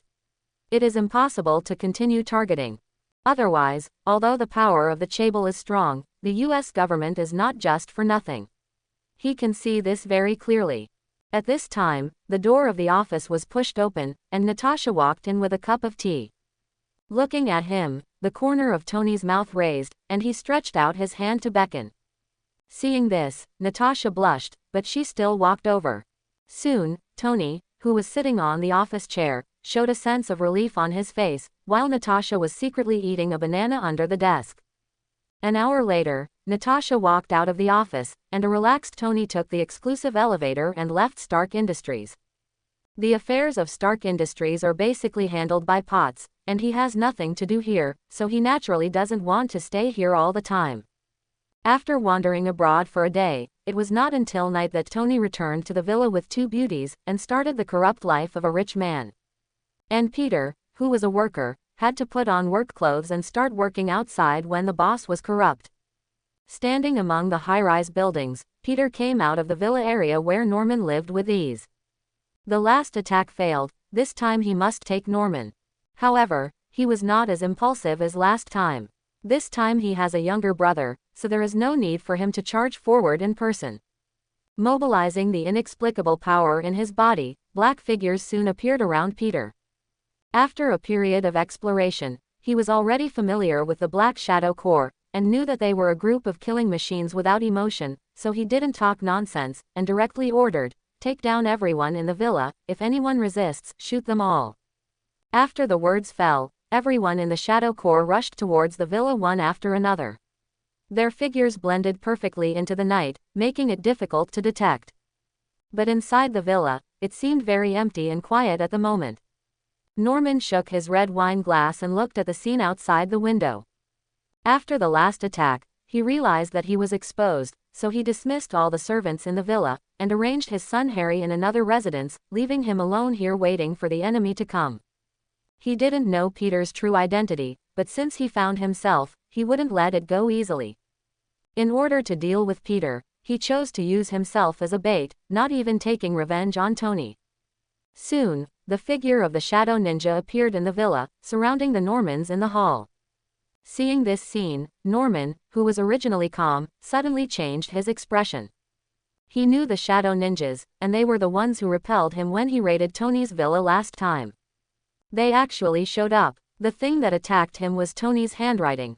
Thoughts swirled in his mind, and Norman figured everything out, and at this time the Black Ninjas had already besieged him.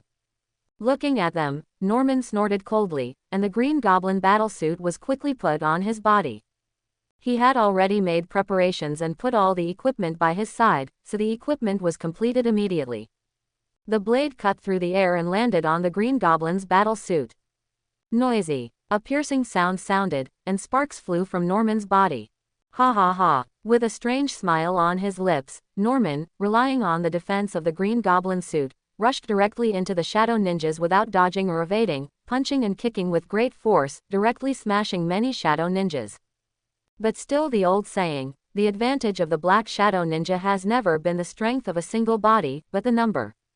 No matter how strong Norman is, unless he can suppress the Black Ninja with absolute strength, he can only waste his strength in the continuous offensive of the Black Ninja.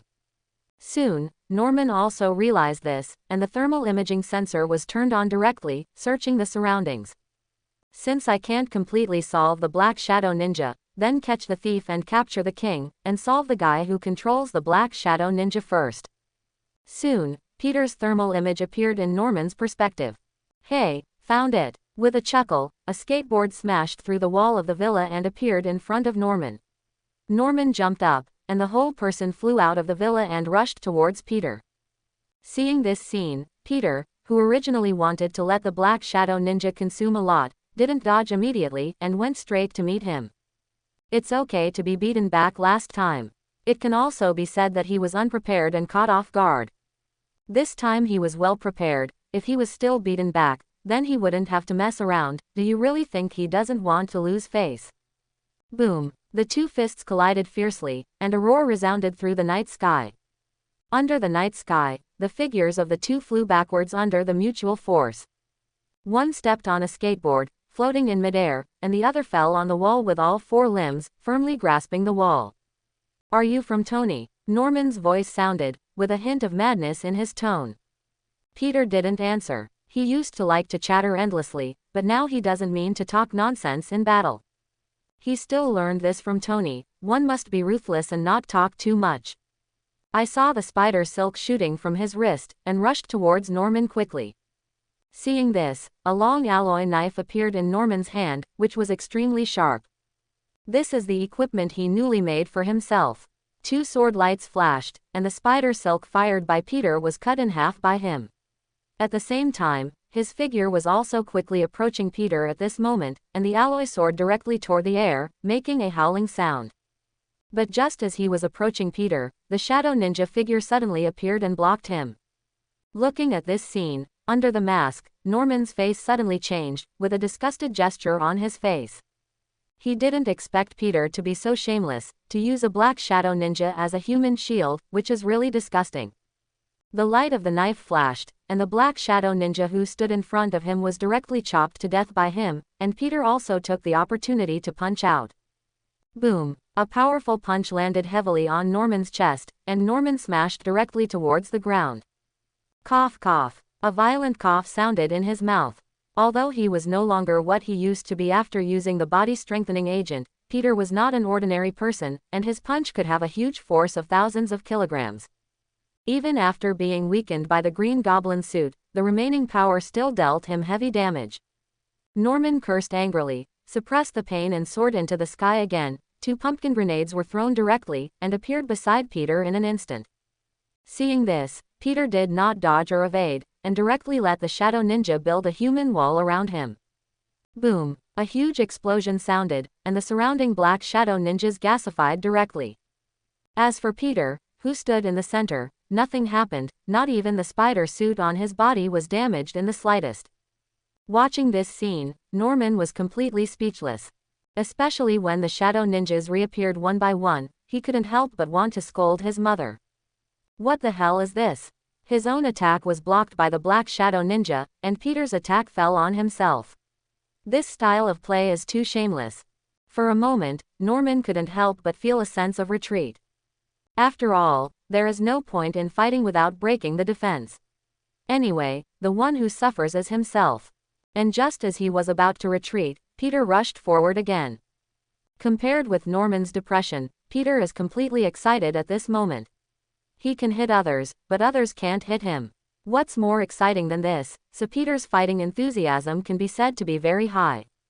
There was a sound of punching to the flesh, and the black shadow ninja assisted, either attacking or defending, and Norman was beaten extremely uncomfortable.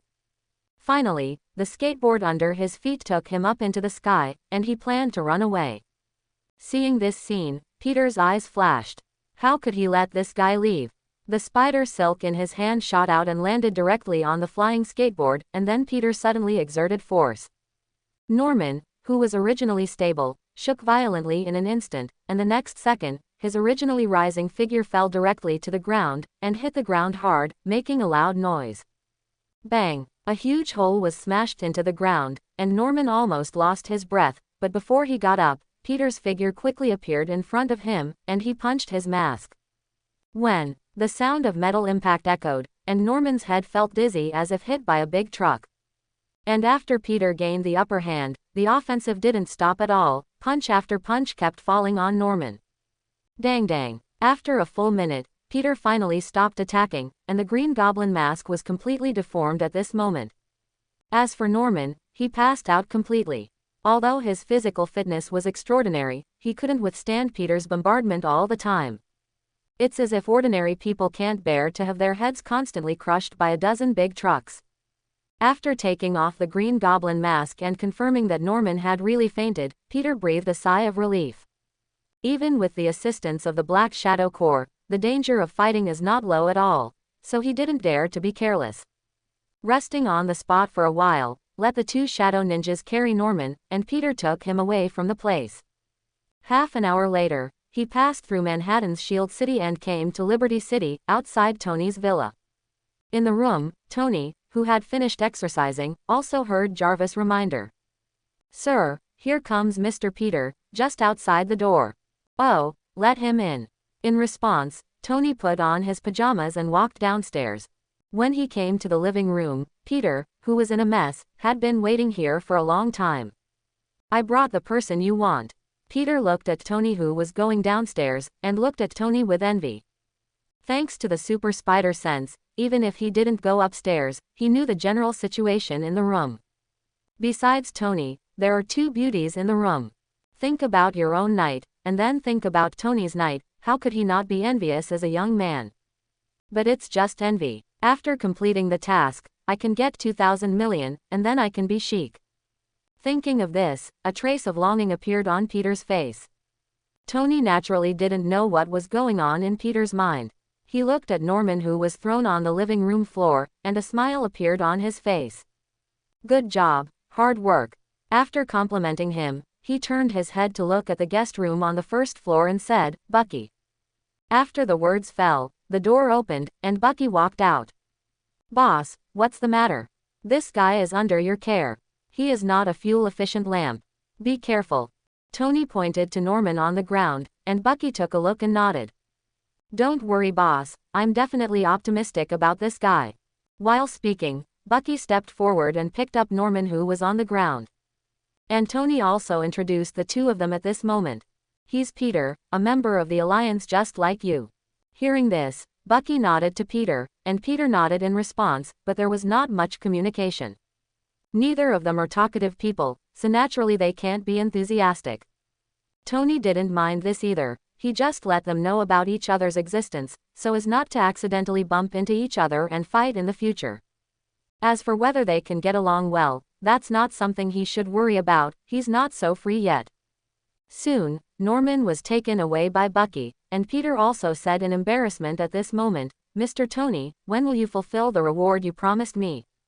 Hearing this, a smile appeared on the corner of Tony's mouth, right away. After finishing speaking, Tony asked for Peter's account, and transferred 2,000 million yuan directly from his private account. Soon, Peter received a text message from the bank, and his face flushed with excitement. In the final analysis, he is just a young man after all, although because of the mutation, he appears calmer than his peers. But when he suddenly got a huge fortune, he would still be as excited as an ordinary person. "Thank you, Mr. Tony. If there's nothing else, I'll go first."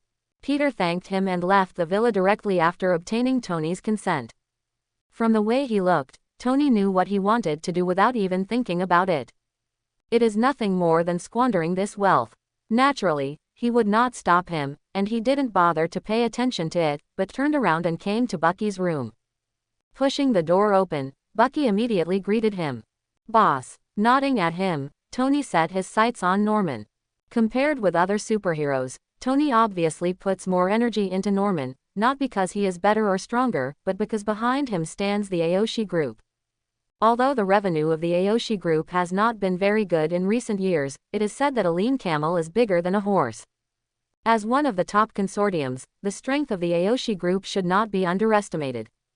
Therefore, in addition to wanting to absorb Norman into the Dark Alliance, Tony also wanted to swallow the Aoshi Group. It is foreseeable that once the two major consortiums are merged, Stark Industries will completely become a behemoth. Unless Tony raises the flag to rebel, there will be no official force that dares to embarrass him. An attack like the one before is even more impossible to happen. Even if he really steps on the edge of the law, the US government will wipe his ass instead of issuing an arrest warrant to arrest him. Of course, the premise of all this is that he can successfully swallow the Aoshi Group. Otherwise, just relying on Stark Industries, although it still belongs to one of the top chaebol in the United States, it is still not enough after all. Try to wake him up. Tony ordered, and Bucky nodded immediately. Although he has recovered his memory, he has finally come out of Hydra, so don't be too familiar with the interrogation and criminal investigation.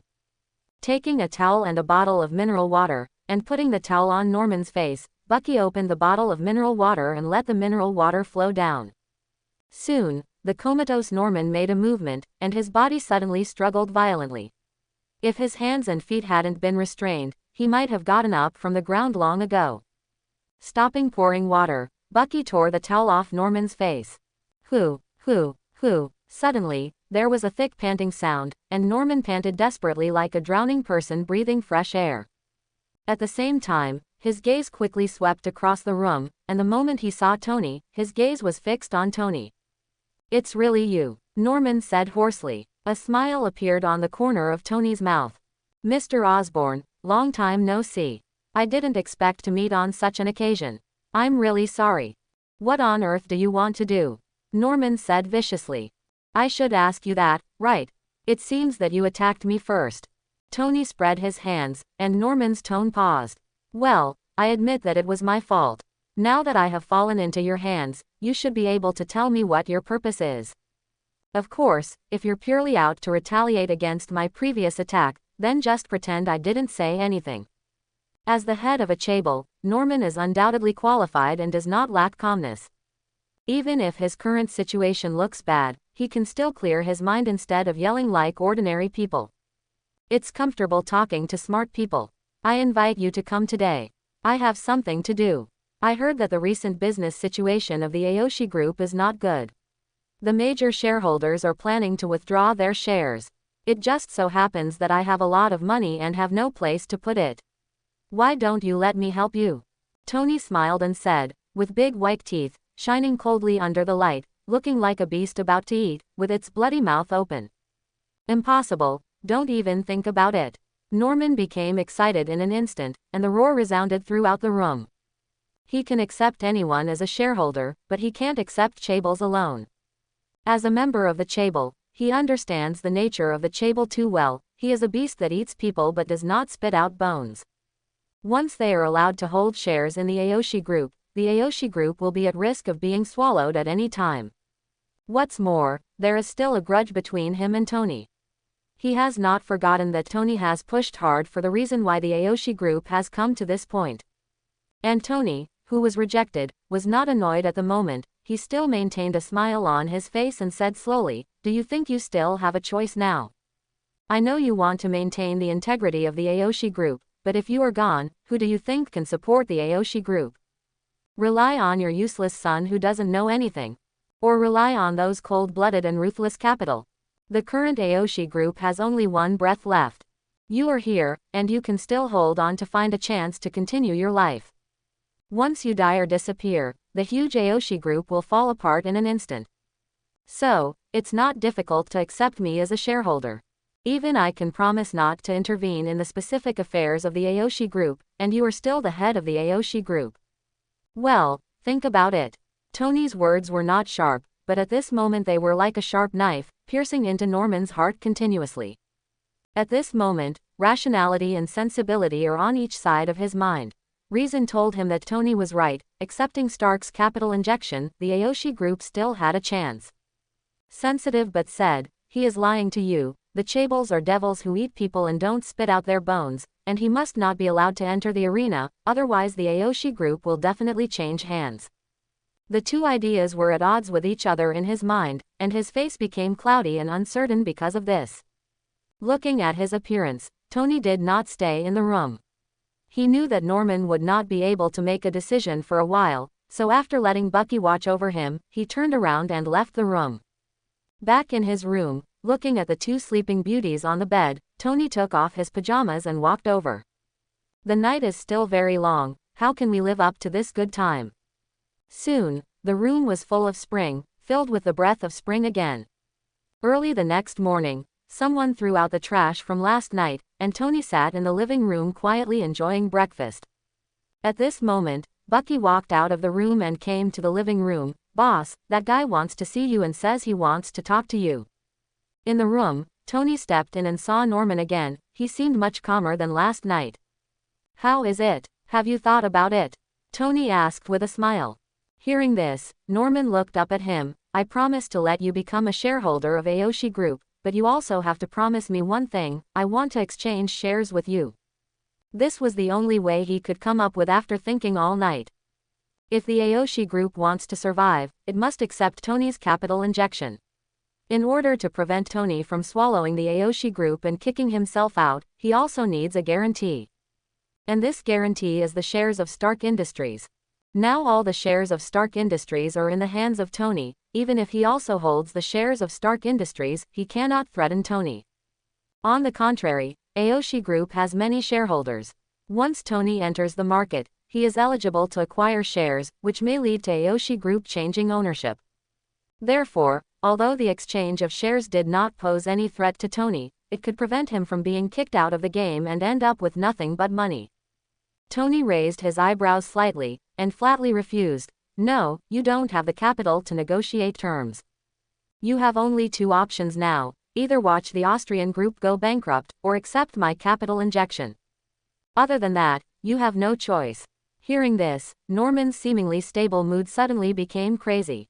Impossible, I know, you just want to swallow my Austrian group. I tell you, even if you die, I will never let you succeed. While speaking, Norman struggled violently again.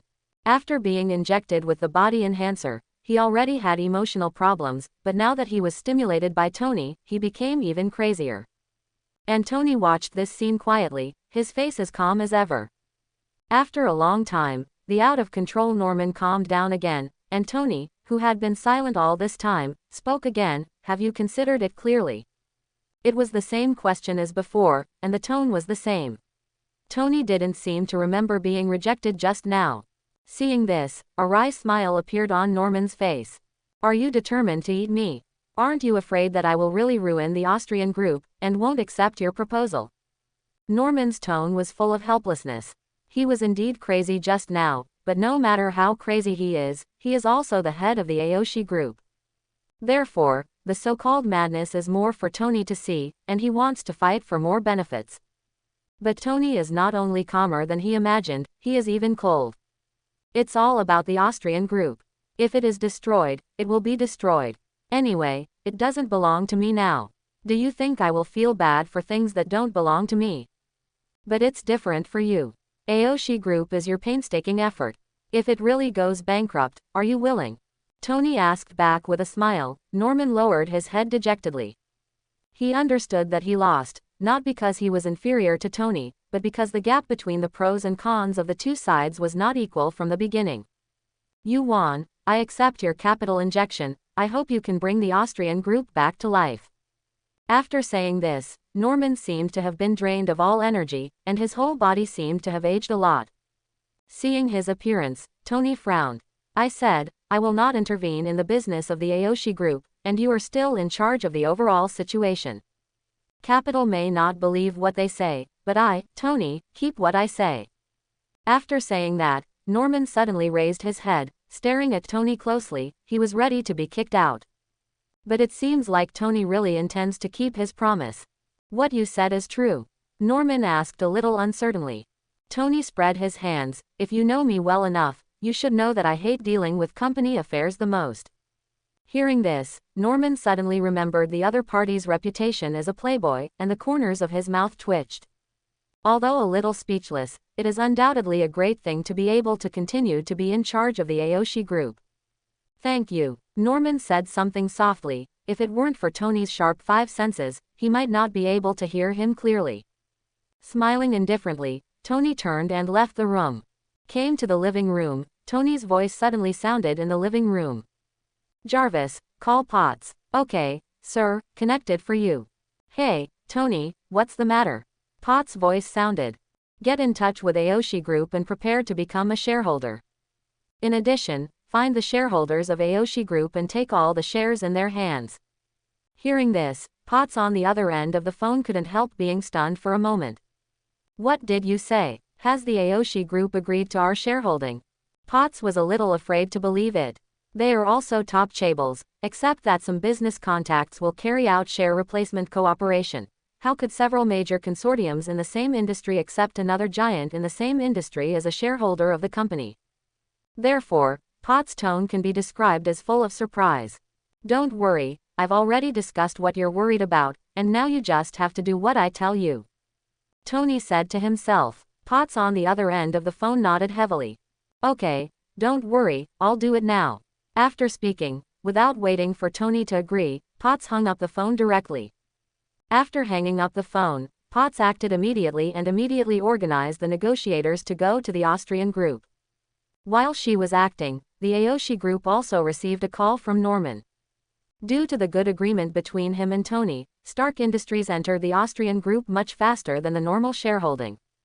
In just one afternoon, the two parties negotiated all the details, and Stark Industries exchanged tens of billions of dollars of the shares of Aoshi Group.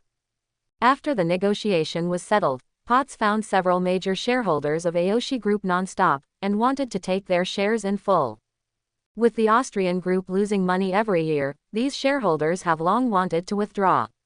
The appearance of Stark Industries is undoubtedly a life-saving straw for them, so the two sides had a very pleasant discussion.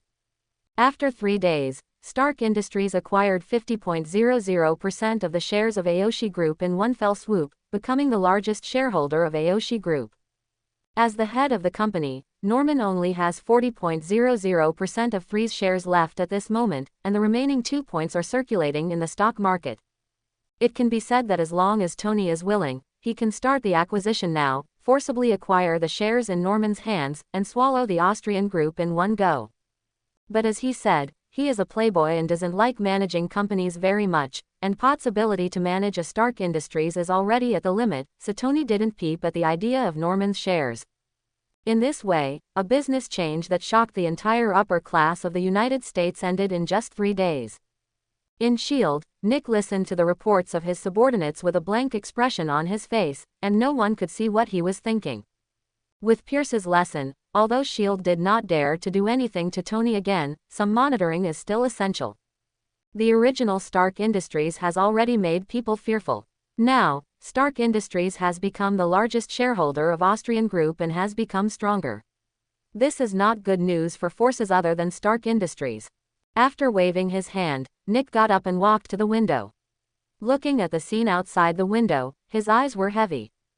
The strength of Stark Industries is getting stronger and stronger, and the S.H.I.E.L.D. bureau he controls not only has not become stronger, but has lost a large number of elite agents because of previous attacks. It is foreseeable that if this continues, S.H.I.E.L.D. will become weaker and weaker. Whether it is to protect the safety of the United States or to maintain the status of S.H.I.E.L.D., it is urgent to enhance the strength of S.H.I.E.L.D. Especially in terms of extraordinary combat power, it is ridiculous that the huge S.H.I.E.L.D. cannot produce much extraordinary combat power. Therefore, the first thing Nick did after taking office was to join S.H.I.E.L.D. in order to find extraordinary combat power. After several days of investigation, S.H.I.E.L.D. finally has a suitable target. The former patron saint of America, Captain America. Back then, Captain America's plane crashed and disappeared, but no one was sure whether he was dead or not. For this reason, Nick specially sent someone to search for the place where the American captain disappeared that year, hoping to have good news. Perhaps it must be echoed in the heart. Just when Nick was in a trance, a burst of phone ringing broke the silence in the office. Waking up from his trance, Nick picked up the phone. Head, great discovery, there is huge ice in the North Sea, and there is a guy frozen inside, who seems to be the legendary Captain America. The tone of his subordinates was full of excitement, and Nick's originally expressionless face also showed violent mood swings at this moment. Good job, find a way to bring him back. Don't worry, I'm already being salvaged, no surprises, I'll be back to S.H.I.E.L.D. soon. After talking for a few words, both parties hung up the phone. Nick clenched his fists fiercely, and let out a long breath of foul air. This was the first good news he had heard since he took office. Although he was not sure whether it was true or not, it finally gave people a glimmer of hope. Time passed, and 3 days later, a huge block of ice was secretly transported into S.H.I.E.L.D. In the scientific research room of S.H.I.E.L.D., under the research of scientists, the ice cubes began to thaw, gradually revealing the figure inside the ice cubes. Nick stood outside the laboratory and watched nervously. If successful, S.H.I.E.L.D. would have the first extraordinary combat power. As for whether Captain America will join S.H.I.E.L.D., Nick has never worried about this. After all, anyone who knows Captain America knows that this guy is a pure patriotic party. As an official organization, as long as he asks for an invitation, Captain America will definitely not refuse. Soon, the ice in the research room thawed, and at the same time, the exclamations of the scientific researchers also sounded one after another. Unbelievable, the guy's vital signs are recovering. My God, has he really been frozen for 70 years? Almika, it's a miracle that he came back from the dead. Under the exclamation of everyone, the eyelids of Captain Mi, who was lying on the experimental platform, trembled slightly, and then slowly opened his eyes. Seeing this scene, Nick could no longer calm down, and walked directly into the research room. He wanted to contact Captain America as soon as possible. Compared with the boiling of S.H.I.E.L.D., Tony's villa seemed very quiet at the moment. At the dining table, Tony and Norman sat opposite each other, and food was placed on the table. Stark Industries has successfully settled in the Austrian group, and Tony will naturally no longer bind Norman, so Norman can be considered free again. Norman ate the food on the table with great gulps, his face filled with a sense of satisfaction. Although Tony didn't abuse him in the past few days after being arrested, he only ensured his survival needs. He wanted to eat as much as he wanted. Therefore, after regaining his freedom, Norman paid homage to his 5 Viscera temple immediately. After he was full, a satisfied expression appeared on his face. How about it? Does it taste okay? Holding the teacup, Tony took a sip and smiled. Norman glanced at him, nodded, and then said, "Thank you for keeping your promise. If there is nothing wrong, then I will leave first. I haven't shown up for so many days. The group still has a lot of things waiting for me to deal with." Not urgent. Tony waved his hand, interrupting Norman. "There is one more thing I want to talk to you about. Anyway, it has been delayed for so many days. I don't care about one more day or one less day." Hearing this, Norman, who was just about to get up, hesitated for a while and sat back in his seat. "Okay, I don't know what else you have to do. You also know that this world is becoming more and more strange, and there are more and more extraordinary people like you and me. This is not good news for us. After all, the more extraordinary people there are, the less secure we will be. For this reason, I formed an alliance. Everyone gathers together to keep warm and rely on each other. How about it? Are you interested?" Seeing Tony's sincere smile, Norman's face looked a little weird. This guy himself is a huge trouble. It's good not to bring danger to others, and he is worried that others will trouble him, who is so open-minded. In an instant, Norman judged that there was no truth in Tony's mouth, but he did not refuse. Instead, asked, "What are the benefits of joining the alliance?" Although he felt that Tony didn't have a single word of truth in his mouth, Norman still agreed with his words. The world is becoming more and more dangerous, and it would be nice to have someone to rely on. More importantly, Tony has become a major shareholder of the Austrian group, and the relationship between the two has become extremely close. If this is the case, why not be closer, so that not only can he obtain security for himself but also better protect the Austrian group? As one of your own, are you ashamed to seize your own property? Benefits. How about this? While speaking, Tony had a thought, and the Black Shadow Ninja suddenly appeared in front of the two of them. Seeing this, Norman's expression changed. "What do you mean?" Having been blasted by Black Shadow Ninjas all the time, he naturally knows the horror of these people. Joining the alliance, you can get a part of their control to help you handle things. Tony laughed. Hearing this, Norman, who originally planned to be reserved, simply put his previous thoughts behind him. Deal. Ding, the Dark Alliance has added a new member, Green Goblin Norman Osborn, and the rewards have been distributed. Listening to the prompt in his mind, the smile on Tony's face became brighter. Congratulations on making a wise choice. Squeezing out the value of Norman, Tony sent him away after giving him part of the control authority of the Shadow Corps. Then he turned around and went back to the room to start the lottery. Although it was not the first time, every lottery draw made him inexplicably excited. The pointer kept turning, and mysterious patterns flashed before Tony's eyes one after another. Stop. With a low cry in my heart, the pointer on the roulette slowed down at a speed visible to the naked eye, and quickly stopped. Suddenly, a well-behaved little rabbit appeared in front of Tony's eyes and entered his mind instantly. Suddenly, Tony's mind roared. The rabbit represents speed, which is the speed beyond light, and the power of the rabbit charm. What the Flash is, he is the younger brother in front of Tony. Name: Tony Stark. Gender: male. Identity: heir of the Shadow Kingdom. Abilities: horse charm, dragon charm, sheep charm, rabbit charm, black shadow ninja control, black shadow thorn blade control, black knight bat control, black shadow troll control. Number of draws: 0. Dark Alliance members: Spider-Man, Winter Soldier, Green Goblin. Looking at the brand new panel data, Tony raised a satisfied smile. At that moment, Tony's figure flashed, and he disappeared in place instantly. When he reappeared, he was already in the living room downstairs. And at this moment, there was not even a second before he left the room. After experimenting with the power of the rabbit charm, Tony summoned the newly controlled troll army with a thought. Immediately, huge figures appeared in front of his eyes. Each black shadow troll was 3 meters high, like little giants. If this is placed on the ancient battlefield, it will be a proper weapon of war. Moreover, the black shadow troll's defense power is the highest among many shadow trolls, and it is the best candidate for the front row of meat shields. While Tony was studying his new abilities, a prison break was happening in a New York prison at this moment. Flint Marko shuttled through the sewer in embarrassment. He was still wearing a prison uniform, and his expression was full of exhaustion. He found a hidden place in the sewer and stayed there for a long time, until after dark, he quietly left the sewer. But when he walked out of the sewer, he found that he seemed to be lost, not in the city, and all he could see was a piece of yellow sand. Suddenly, Flint was stunned. In order to find the way home, he had no choice but to shuttle through the yellow sand and keep moving forward. But as time passed, not only did he not find a way out, but he felt more and more uncomfortable, and his whole body was spinning. At this moment, his feet softened, and his whole body fell into a desert. The quicksand engulfed his body, and suddenly he woke up from a little dizziness, and he couldn't help struggling violently.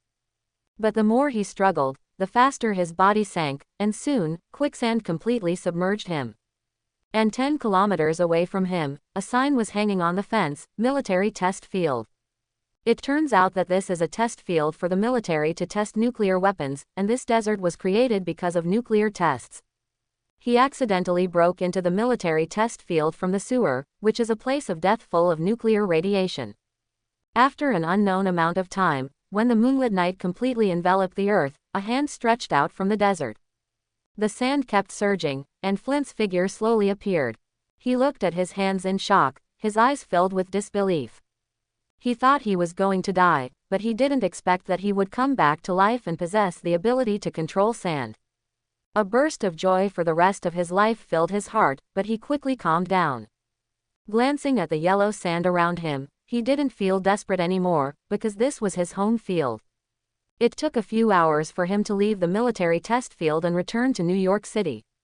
Hell's Kitchen, the slums. Flint in prison uniform returned home under the cover of night. In the room, a pale little girl and a woman were sleeping. The faces of the two were pale and their clothes were shabby. It could be seen that their lives were very difficult. Flint looked at the two with guilt in his eyes.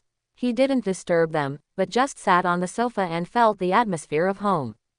At this time, a few pieces of paper placed on the table attracted his attention. He picked it up, and soon, his body trembled. It was a physical report, and the report showed that the owner of the report was suffering from leukemia and his days were numbered. And the owner of this report is his daughter. Suddenly, Flint's heart felt like a bolt from the blue, and he sat on the sofa blankly. Leukemia, a terrible disease, can only be cured by bone marrow, which requires a lot of money. But with the family's situation, it is obviously impossible to take out so much money, and he is still a prisoner who escaped from prison, let alone take out the money.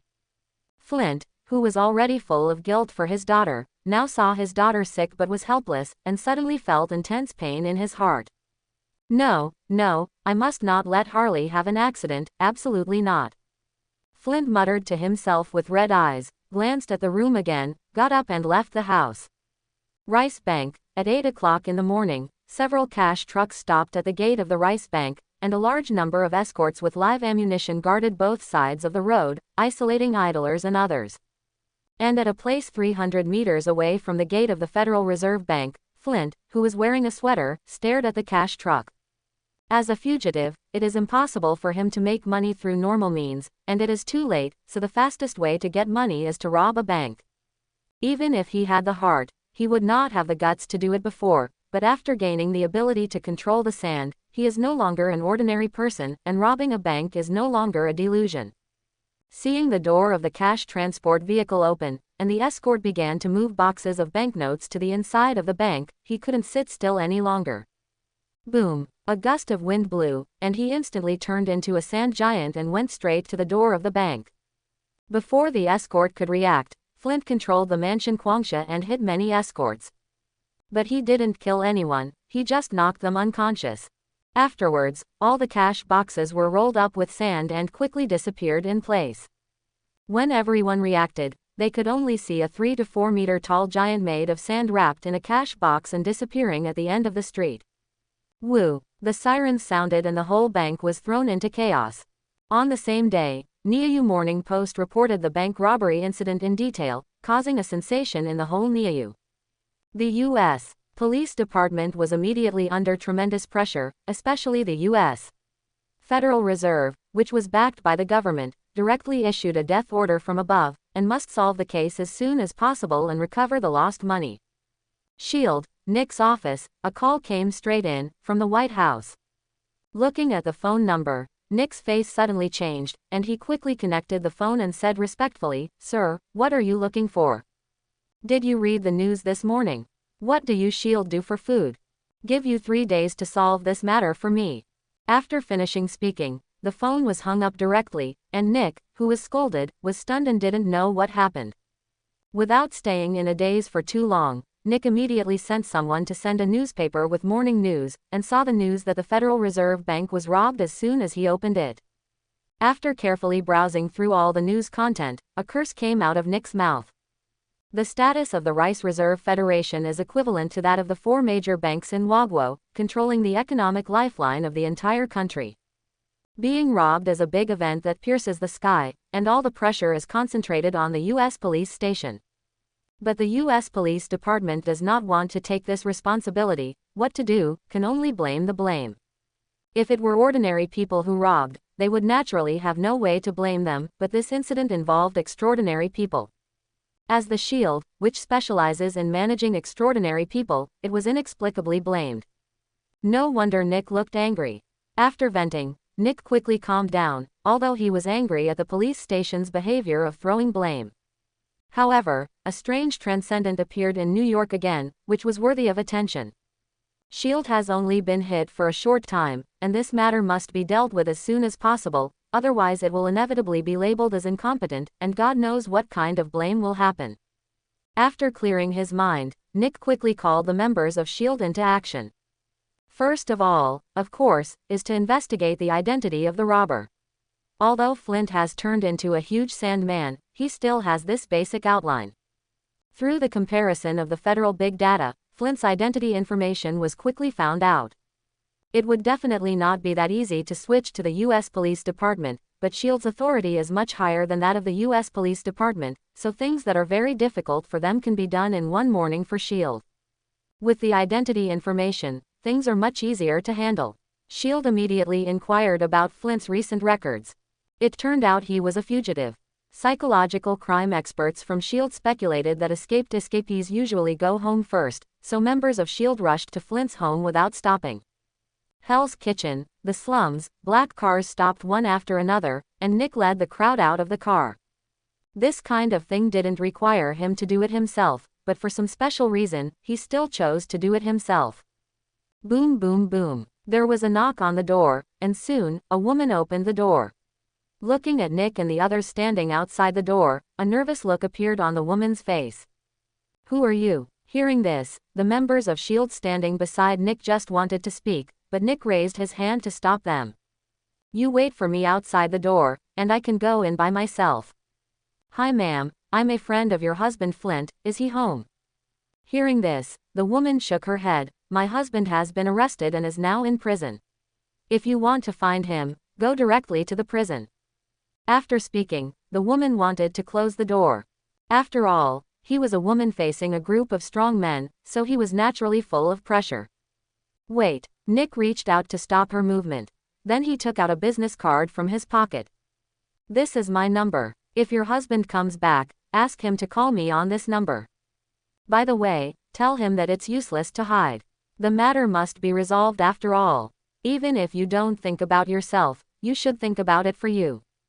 After finishing speaking, Nick ignored the doubts on the woman's face, and turned around and left directly.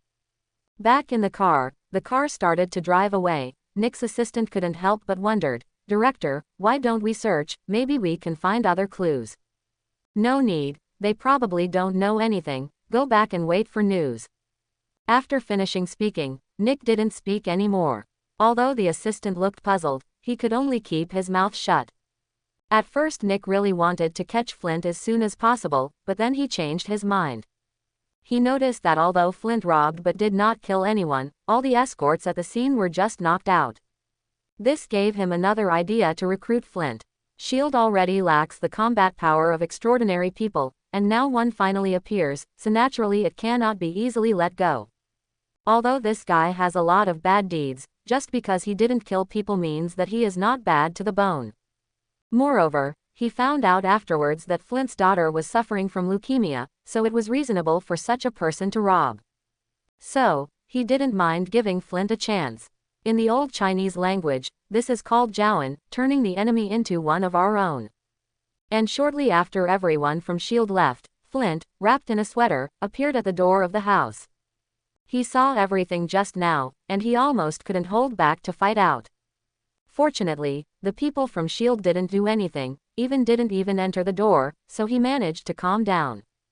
Dong dong dong. The door knocked again. The woman opened the door and looked at the figure outside, her expression froze.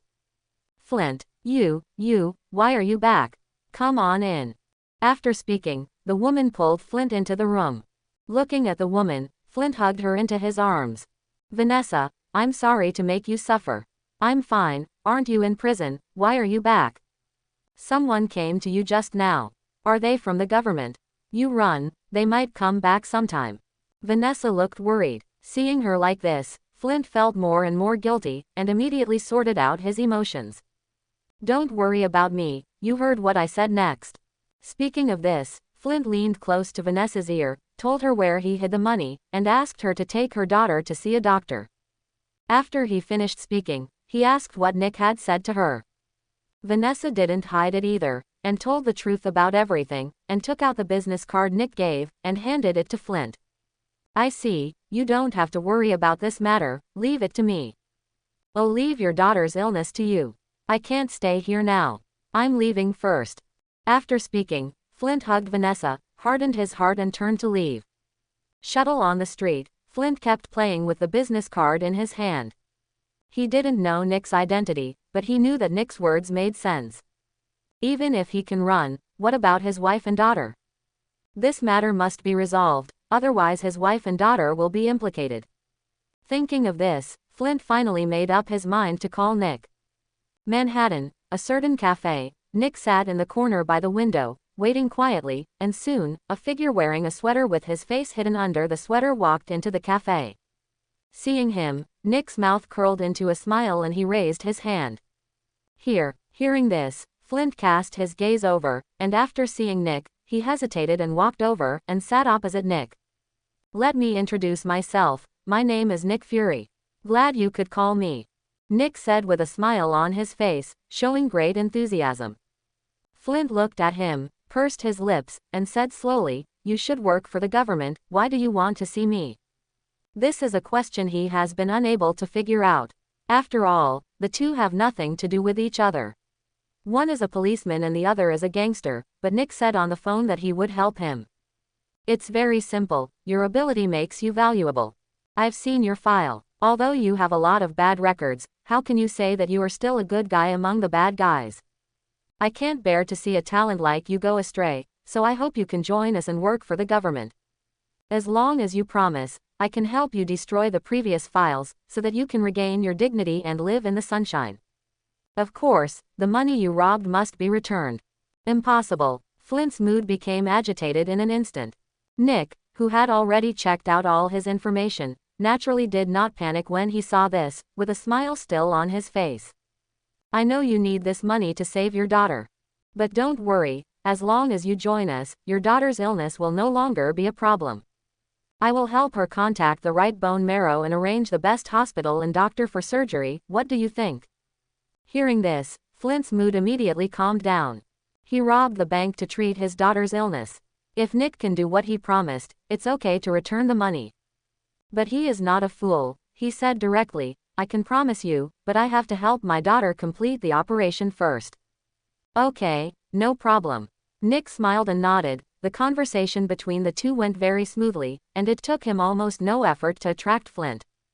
In fact, it is not surprising that when Flint made the call, the success rate of solicitation reached. As long as it can help him solve his troubles, there is no reason for him not to agree. Nick successfully recruited a transcendent, and Tony was attending a scientific conference at the moment.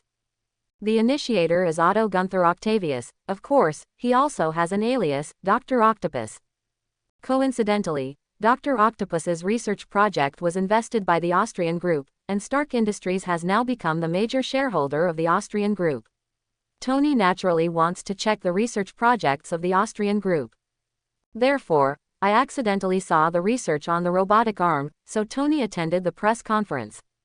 Looking at Octavius, who was similar to the one in the movie, Tony listened to his speech in a serious manner on the surface, but in fact he was thinking about how to bring him under his command. After all, Dr. Octopus is pretty good. Using Peter as a comparison, one Dr. Octopus can beat 3 little spiders. In the movie, if Dr. Octopus hadn't finally discovered his conscience, the little spider would have been beaten to death by him. But he is not in a hurry. Dr. Octopus is now a scientist of the Austrian group, and as the major shareholder of the Austrian group, Dr. Octopus belongs to his scientists. This kind of duck that is already in the bowl, it is impossible for me to let him fly, right?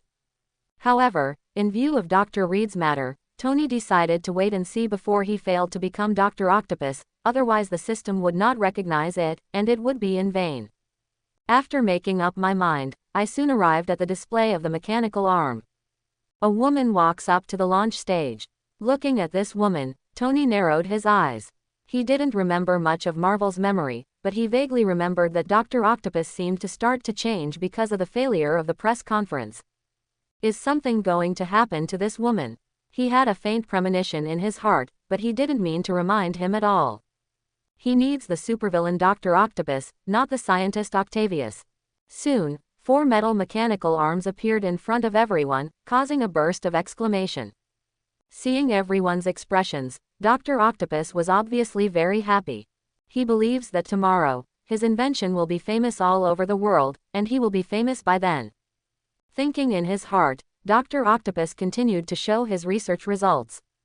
The 4 mechanical arms were connected to the woman's back, and the woman easily manipulated the mechanical arms to move continuously, causing everyone to exclaim. But at this moment, the accident happened. The woman's complexion instantly became ugly, her originally rosy cheeks quickly turned pale, and a scream came out of her mouth. Suddenly, her pupils became dilated, and her body completely drooped down. The sudden scene stunned everyone, and Dr. Octopus' expression changed instantly. Sally, are you okay? Dr. Octopus took off the mechanical arm, and kept shaking Sally's body in his arms. Soon he had to accept the sad fact that she was dead. When the people present watched this scene, they exploded in an instant, and countless reporters quickly wrote and drew in their notebooks. People died at the press conference, and Octavius developed a murder product. Soon, the scene fell into chaos, and countless reporters rushed forward, wanting to interview Dr. Octopus with a sad face. Tony, who stood at the end of the crowd, looked at the chaos and shook his head speechlessly. It really was the age of entertainment to death, and no one called the police when someone died. Silently calling the police, Tony left the chaotic press conference. He did not intervene in what happened to Dr. Octopus, although at this time there is a great possibility to directly take him down and build a good impression. But still the same sentence, what he wants is the supervillain Dr. Octopus. And now is obviously the beginning of his transformation. Tony will naturally not intervene. Back in the car, Jarvis' voice suddenly sounded. Sir, the person you asked me to check has been found.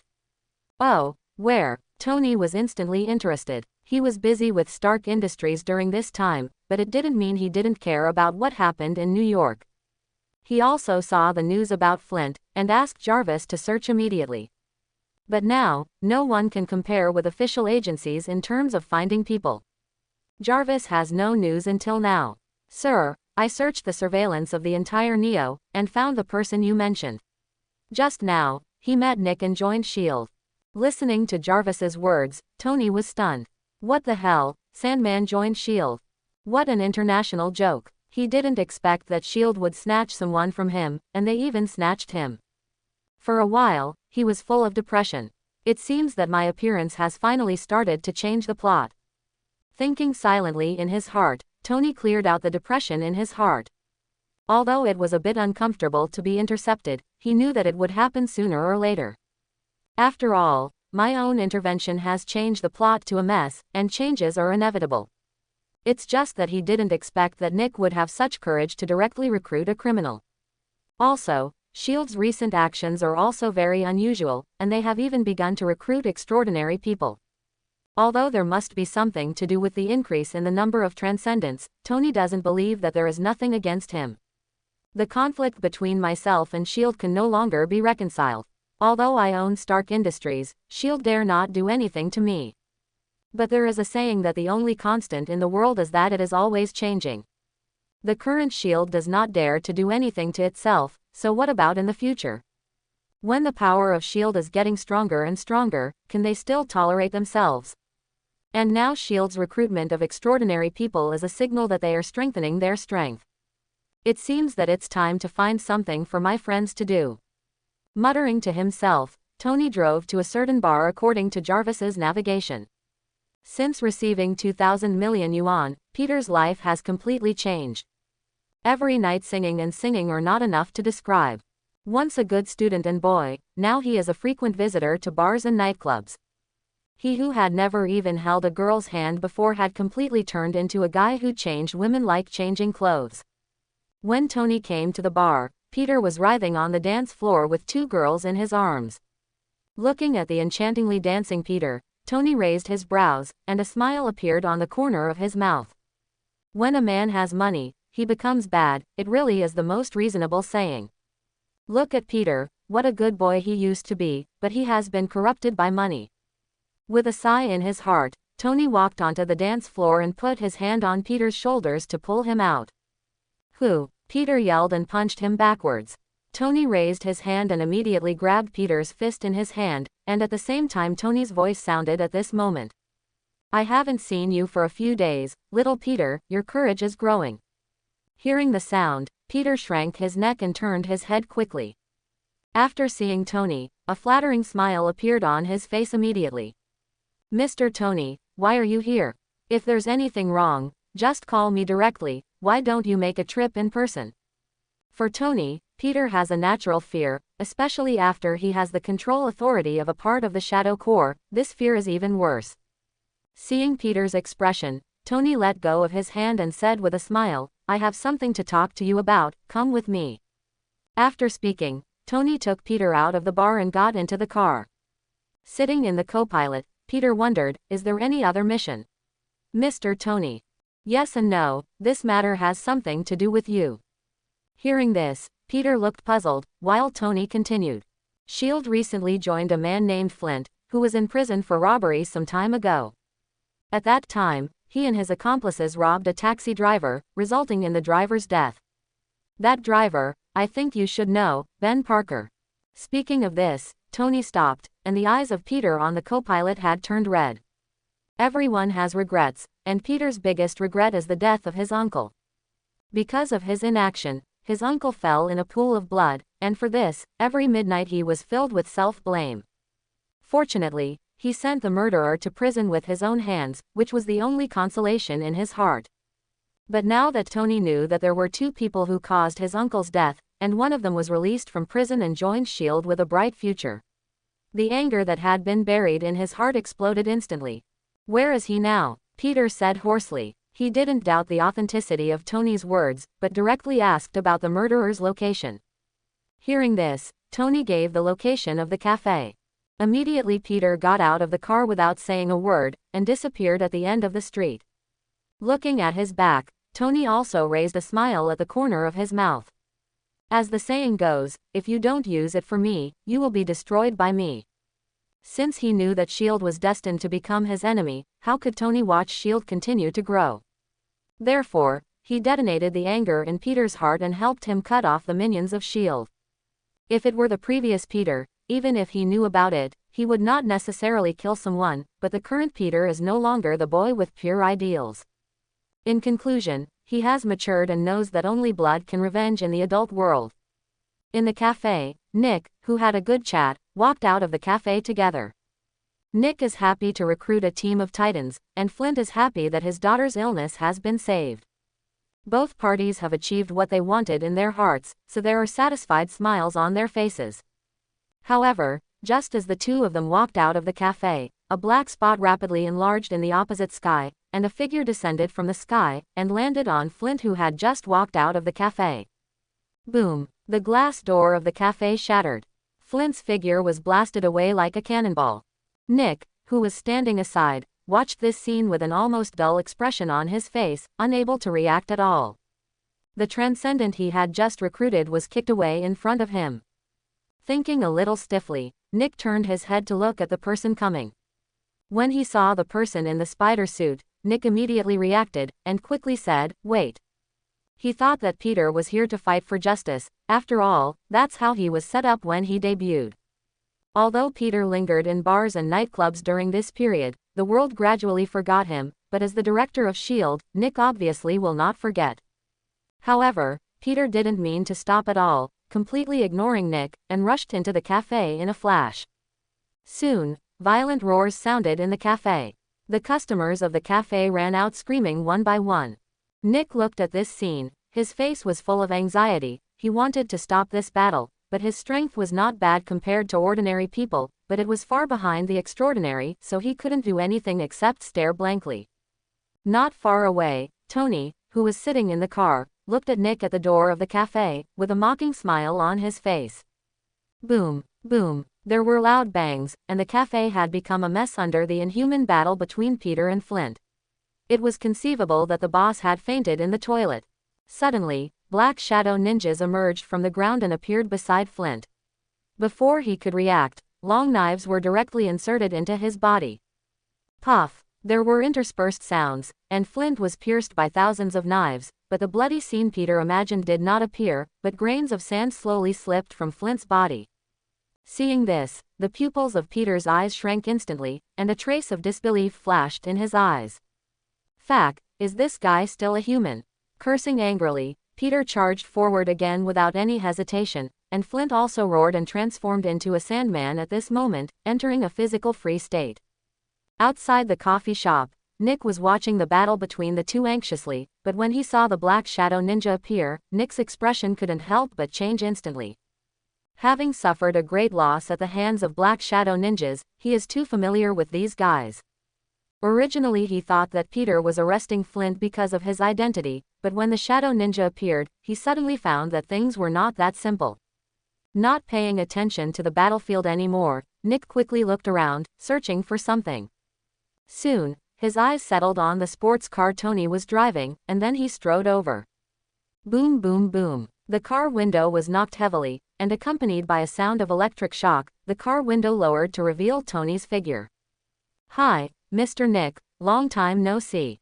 Forget, you have already become director of S.H.I.E.L.D., you should be called Director Nick now." "I don't know what you want from me, Director Nick," Tony said with an exaggerated smile, and the mocking look on his face remained undiminished. Nick stared closely at Tony's arrogant face, and said seriously, "What the hell are you trying to do? Flint has joined S.H.I.E.L.D., you are attacking public officials now, I can arrest you at any time." "Oh, I'm so scared." Tony put on a terrified look. "However, you can eat indiscriminately, but you can't talk indiscriminately. I am a good citizen who abides by the law. How can Director Nick plant the blame at will? It was Spider-Man who did it, not me." I just happened to pass by. Is it illegal to pass by? Tony asked with a mocking smile on his lips. Nick was speechless for a moment, although he knew that the scene happening now had something to do with Tony, but he had no proof. As long as Tony doesn't admit it, he can't do anything about Tony. Of course, it is also possible to ask Peter to identify Tony, but why would Peter do that? Even if you think about it, you know it's impossible. Okay, you forced me to do this. Nick nodded heavily, took out his mobile phone in front of Tony and called S.H.I.E.L.D. Send someone to 3rd Avenue quickly. Catch the criminal, Spider-Man. While talking, Nick looked at Tony and deliberately beat Peter into a criminal in front of him. It seems to be saying, although I can't touch you, I can touch your subordinates. Seeing this scene, Tony frowned, then smiled, but didn't say a word. Soon, many elites from S.H.I.E.L.D. arrived, and Nick directly ordered, aim at the Spider-Man and shoot. No matter the death or injury. After receiving the order, everyone acted quickly. Suddenly, gunshots rang out, and countless bullets roared towards the coffee shop. In the coffee shop, among the two people who were fighting, Flint ignored the bullets. He had already turned into a sandman, completely immune to the threat of bullets. Peter, by contrast, couldn't do that. Although he is powerful, he still belongs to the range of human beings, and he will die if he is hit to a vital point. Therefore, in the face of countless bullets, he could only keep dodging. And this dodge gave Flint a chance, and Flint grabbed the gap where Peter dodged, and punched Peter heavily. Immediately, Peter's whole body was directly thrown into the air. Everyone in S.H.I.E.L.D. outside also adjusted their guns immediately, and countless bullets shot straight at Peter. If there is no accident, Peter will be pierced by a large number of bullets in the next second, and even if his strength far exceeds that of ordinary people, he will die. But at this critical moment, huge black figures suddenly appeared in front of Peter, directly forming a human wall, blocking all external attacks. The whizzing bullets shot into their bodies, directly stuck in the muscles, unable to penetrate at all. Everyone in S.H.I.E.L.D. looked at the black giant in front of them, and their expressions changed. My God, what a monster is that? The crowd kept exclaiming, and their eyes were full of shock. But none of this can change the appearance of black shadow trolls. Their number is increasing. Except for some guards in front of Peter, the rest are walking towards everyone in S.H.I.E.L.D.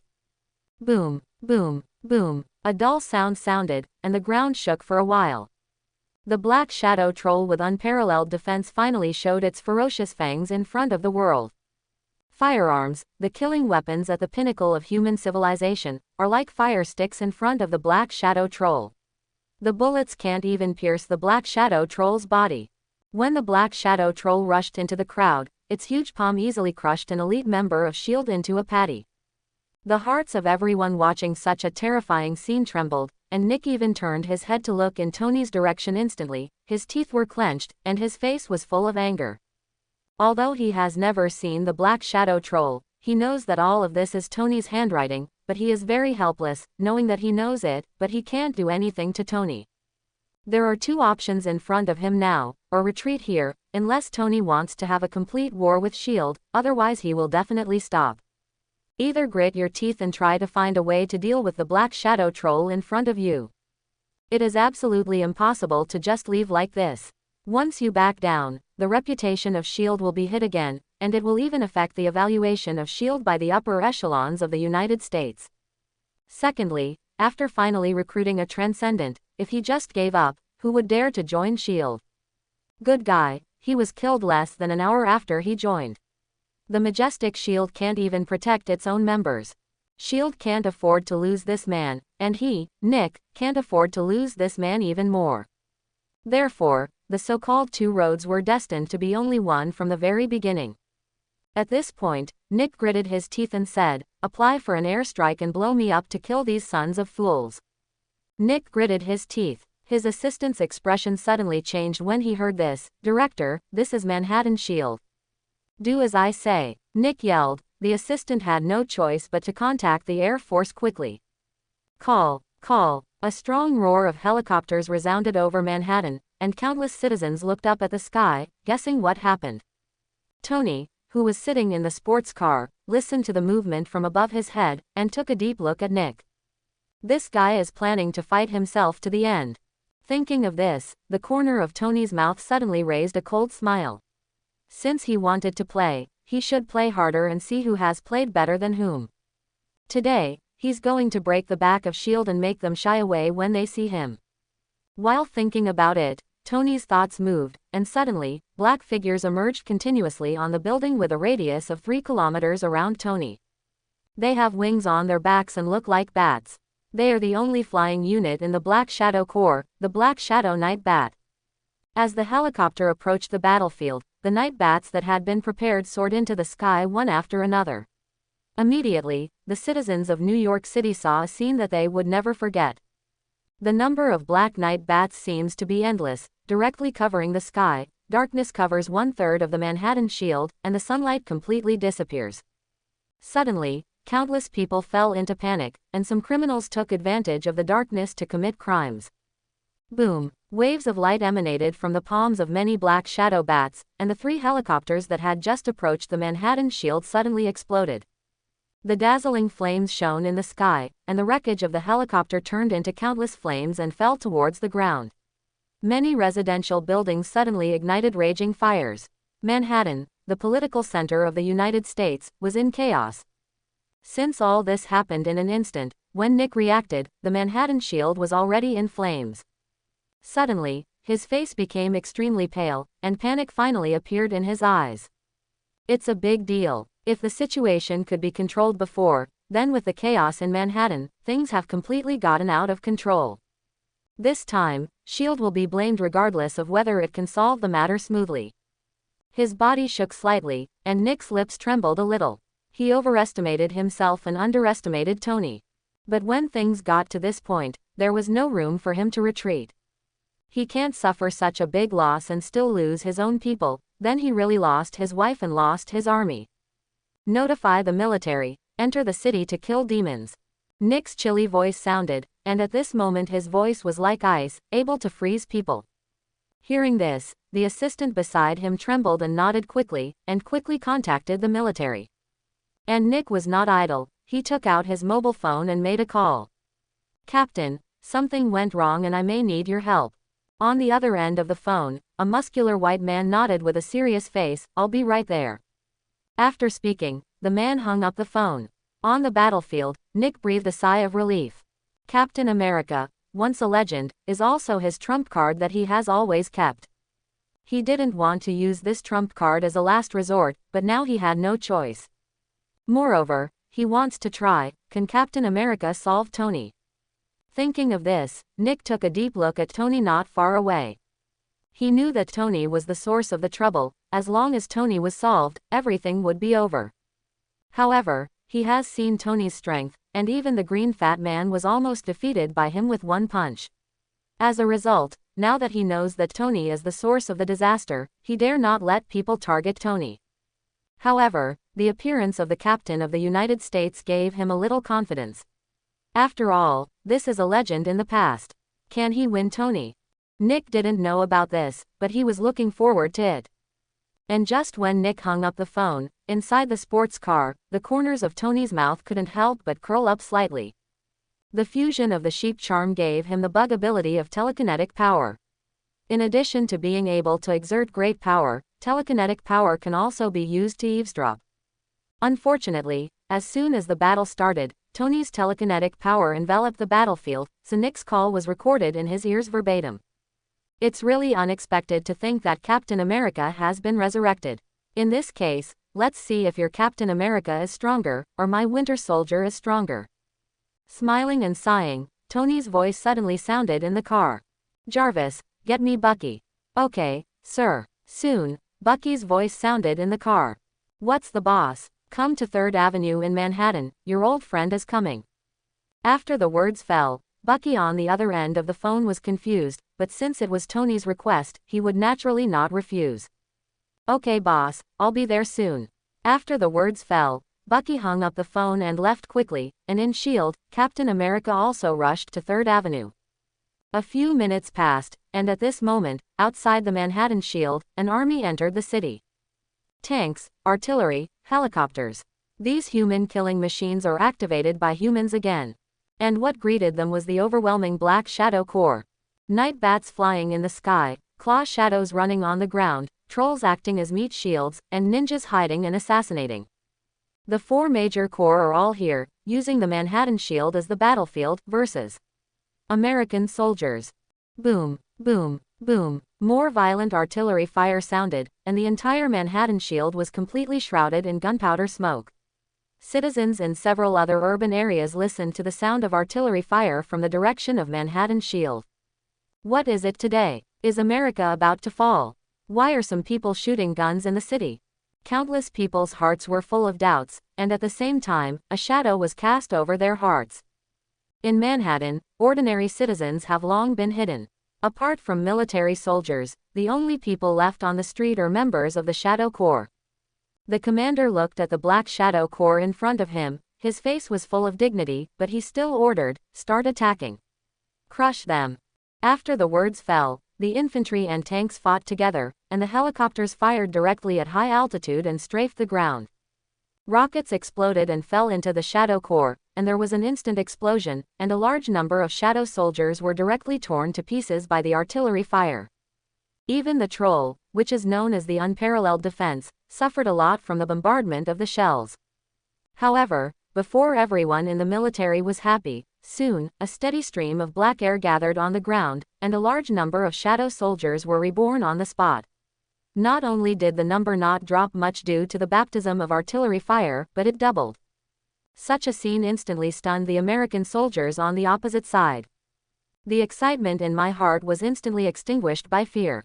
And just when they were in a daze, the Shadow Corps reorganized and launched an attack. One after another black shadows rushed into the crowd, like wolves into a herd of sheep, causing boundless slaughter among the crowd. Ah, ah, there were screams, and the American soldiers who were approached immediately became lambs to be slaughtered, and they had no resistance in the hands of the Shadow Corps.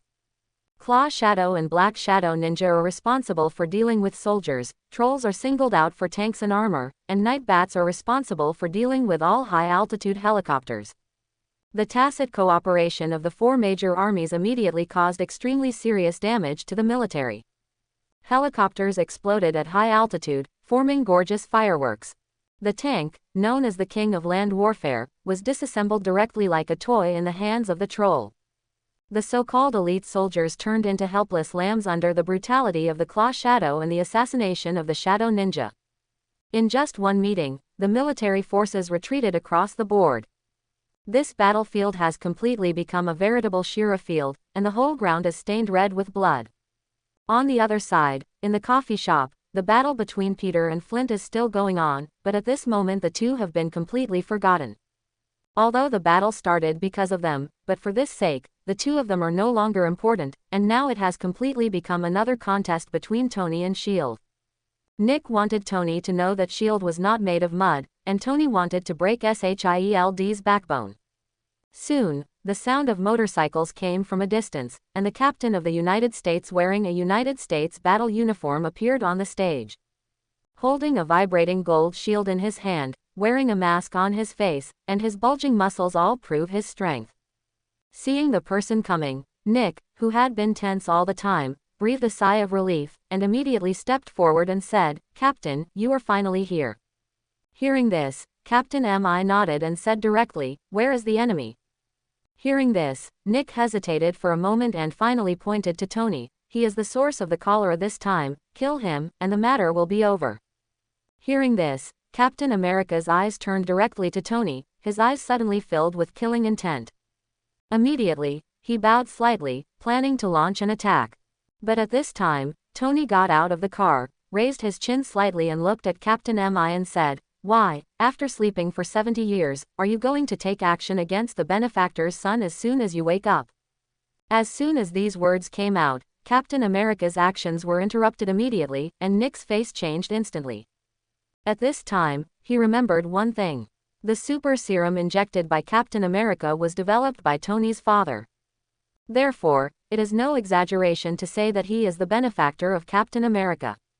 So, will Captain America still shoot Tony? Thinking with a gloomy face, Nick quickly said, "Don't listen to his nonsense, just deal with him directly." Nick urged. Tony laughed suddenly. Why, is the captain of the United States who claims to be righteous also planning to avenge his kindness? After the words fell, Captain America completely stopped his movements. Who are you? Howard Stark is my father. Tony did not report his name, but directly reported the name of his predecessor's father. Immediately, Captain America's expression changed, and his brows frowned.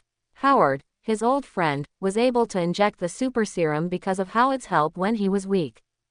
Even the equipment on his body was built for him by Howard himself. He didn't expect that the first battle when he just woke up was to deal with the benefactor's son. For a moment, the captain of the U.S. country froze in place, and did not move for a long time. Nick, who was watching this scene, was so anxious that he had to shout, "Steve! Look around you. All of this is caused by the guy in front of you. Are you going to betray your beliefs?" These words instantly awakened Steve from his memories.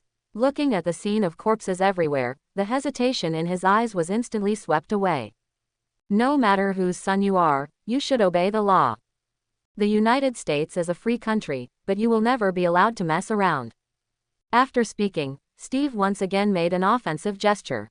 Looking at his appearance, Tony was not surprised, and everything was even expected. There are many superheroes in Marvel, but few people have true faith. It just so happens that Steve is one of them. In his heart, belief is the most important thing, and everything else must stand aside. So what Tony said just now was not for building relationships, but more for testing, to see if Steve was really as rumored. It now appears that it is. Of course, that didn't stop Tony from splashing some dirty water on him. Tisk tisk, you don't even let the benefactor's son go, you are really a wolf. In Wagwo's words, it's an unfamiliar white-eyed wolf. Listening to the sarcasm, Steve's expression didn't change at all. Although he looked young, he was already an old antique, and he would no longer be affected by outside words. However, not everyone thought so. After Tony's words fell, the eyes of everyone in S.H.I.E.L.D. looking at Steve suddenly changed slightly. Before that, Steve's image in their hearts was very positive, like a saint. But now, his image is faintly shattered. Look, the legendary captain of the United States, who is for the country and the people, even wants to kill the benefactor's son. This kind of change is silent, and it doesn't even seem to be useful, but you must know that the human heart is a very strange thing. A good person has done good all his life, but if he does one bad thing, he becomes a heinous bad person. A bad person does bad deeds, but because he did a good deed, he will be considered a prodigal son. The current situation of Steve is similar to it. There is no harm in the short term, but it will be hard to say in the future. Stop talking nonsense and follow me. Steve snorted coldly, and charged directly at Tony. This time he didn't hold back. Looking at this scene, the smile on Tony's face remained undiminished, and he stood there obediently without any movement. If he didn't know the details of Tony, Nick would have thought that he had given up struggling and was going to catch him without a fight. Seeing that Steve was about to approach Tony, but at this moment, a figure appeared in front of Tony very quickly and stopped Steve. Boom! There was a dull collision sound, and Steve was immediately knocked back by a punch from the person coming. It's not that his strength is not as good as that of the visitor, but that he didn't expect the surprise attack of the visitor, so he temporarily withdrew some strength for defense. Stabilizing his figure, Steve looked up at the person coming, and suddenly, a familiar face came into his eyes. In an instant, the pupils of his eyes shrank, and his eyes were full of disbelief. Bucky. And Bucky looked at Steve with a complicated face at the moment and said softly, "Long time no see, Steve." After finishing speaking, there was a bitter smile on the corner of his mouth. He didn't expect that the first task Tony gave himself was to deal with old friends. To be honest, if he could, he would like to change his opponent. I hope everyone will support it and subscribe more.